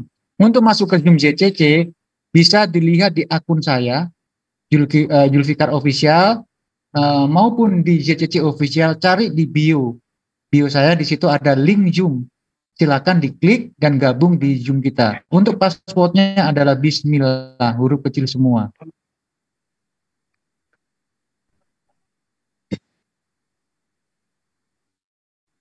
Ya, sepertinya belum ada dan ini yang masuk.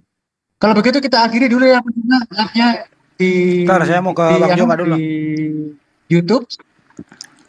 Boleh. Saya turun dulu ke Bang Joma, Pak Jom, sebentar. Satu jorong ke Pak Joma. Ataupun ada sesuatu yang mau dibicarakan di sini. Iya, baik sahabat-sahabat Bang Joma, kalau kalian. menurut saya Sakaria 911 itu ya silakan Bang Joma. Ya, gimana Bang Handi, silakan. Ya itu loh Sakaria 9. Ada apa hubungannya dengan Yesus coba ini? Enggak ada, Bang. Ada. Enggak ada. Karena kenapa? Kalau kita memahami lebih jauh bahwasanya tentang darah dan seterusnya itu ya. Di dalam kitabnya orang Yahudi, apalagi membawa kitab Sakaria, jelas sekali Torah yang mereka katakan kitab Torah, Ulangan 19 nomor 10. Di situ ditorehkan dengan sangat jelas. Supaya jangan tercurah darah orang yang tidak bersalah di negeri yang diberikan Tuhan kepadamu. Menjadi milikmu, dan hutang darah melekat padamu. Jadi nggak boleh. Nggak boleh kemudian ada penumpasan darah ya terhadap orang yang tidak bersalah. Kecuali mereka ingin mengatakan bahwa Yesus itu adalah orang yang bersalah. Tapi bukankah selama ini mereka mengatakan bahwa Yesus itu adalah orang suci? Hanya orang suci yang kemudian bisa menembus dosa dari hukum Torah. Ulangan 19 nomor 10. Supaya jangan tercurah darah orang yang tidak bersalah di negeri yang diberikan Tuhan.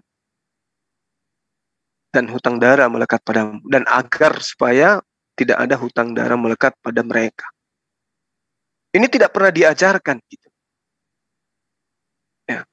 Bahkan ketika saya mengatakan kepada saudara tadi, dalam kitab Matius itu, inilah darahku, inilah dagingku. Darah yang dimaksud di situ adalah anggur di perjamuan kudus itu. Itu perjamuan kudus loh. Yesus membawa anggur, Yesus membawa roti, dan itu menjadikan dirinya, mencontohkan kepada dirinya. Sehingga ketika yang diceritakan tadi dia mati di atas tiang salib, itu semua terbantahkan. Itu semua terbantahkan. Kenapa? Matius 8 nomor 4, sekiranya kemudian penyaliban itu, pembunuhan terhadap dirinya itu adalah suatu kebenaran yang absolut, maka Yesus tidak akan mungkin mengajarkan orang seangkatan dirinya untuk melakukan penebusan, melakukan kurban, selayaknya apa yang dilakukan oleh Nabi Musa alaihissalam. Begitu juga ketika dia ditanya tentang keselamatan. Begitu juga ketika ditanya tentang hidup yang kekal. Begitu juga ketika ditanyakan siapa yang akan masuk ke dalam surga. Tidak ada sedikit pun indikasi berimanlah kepada penyaliban. Tidak ada. Semua merujuk kepada hukum Taurat.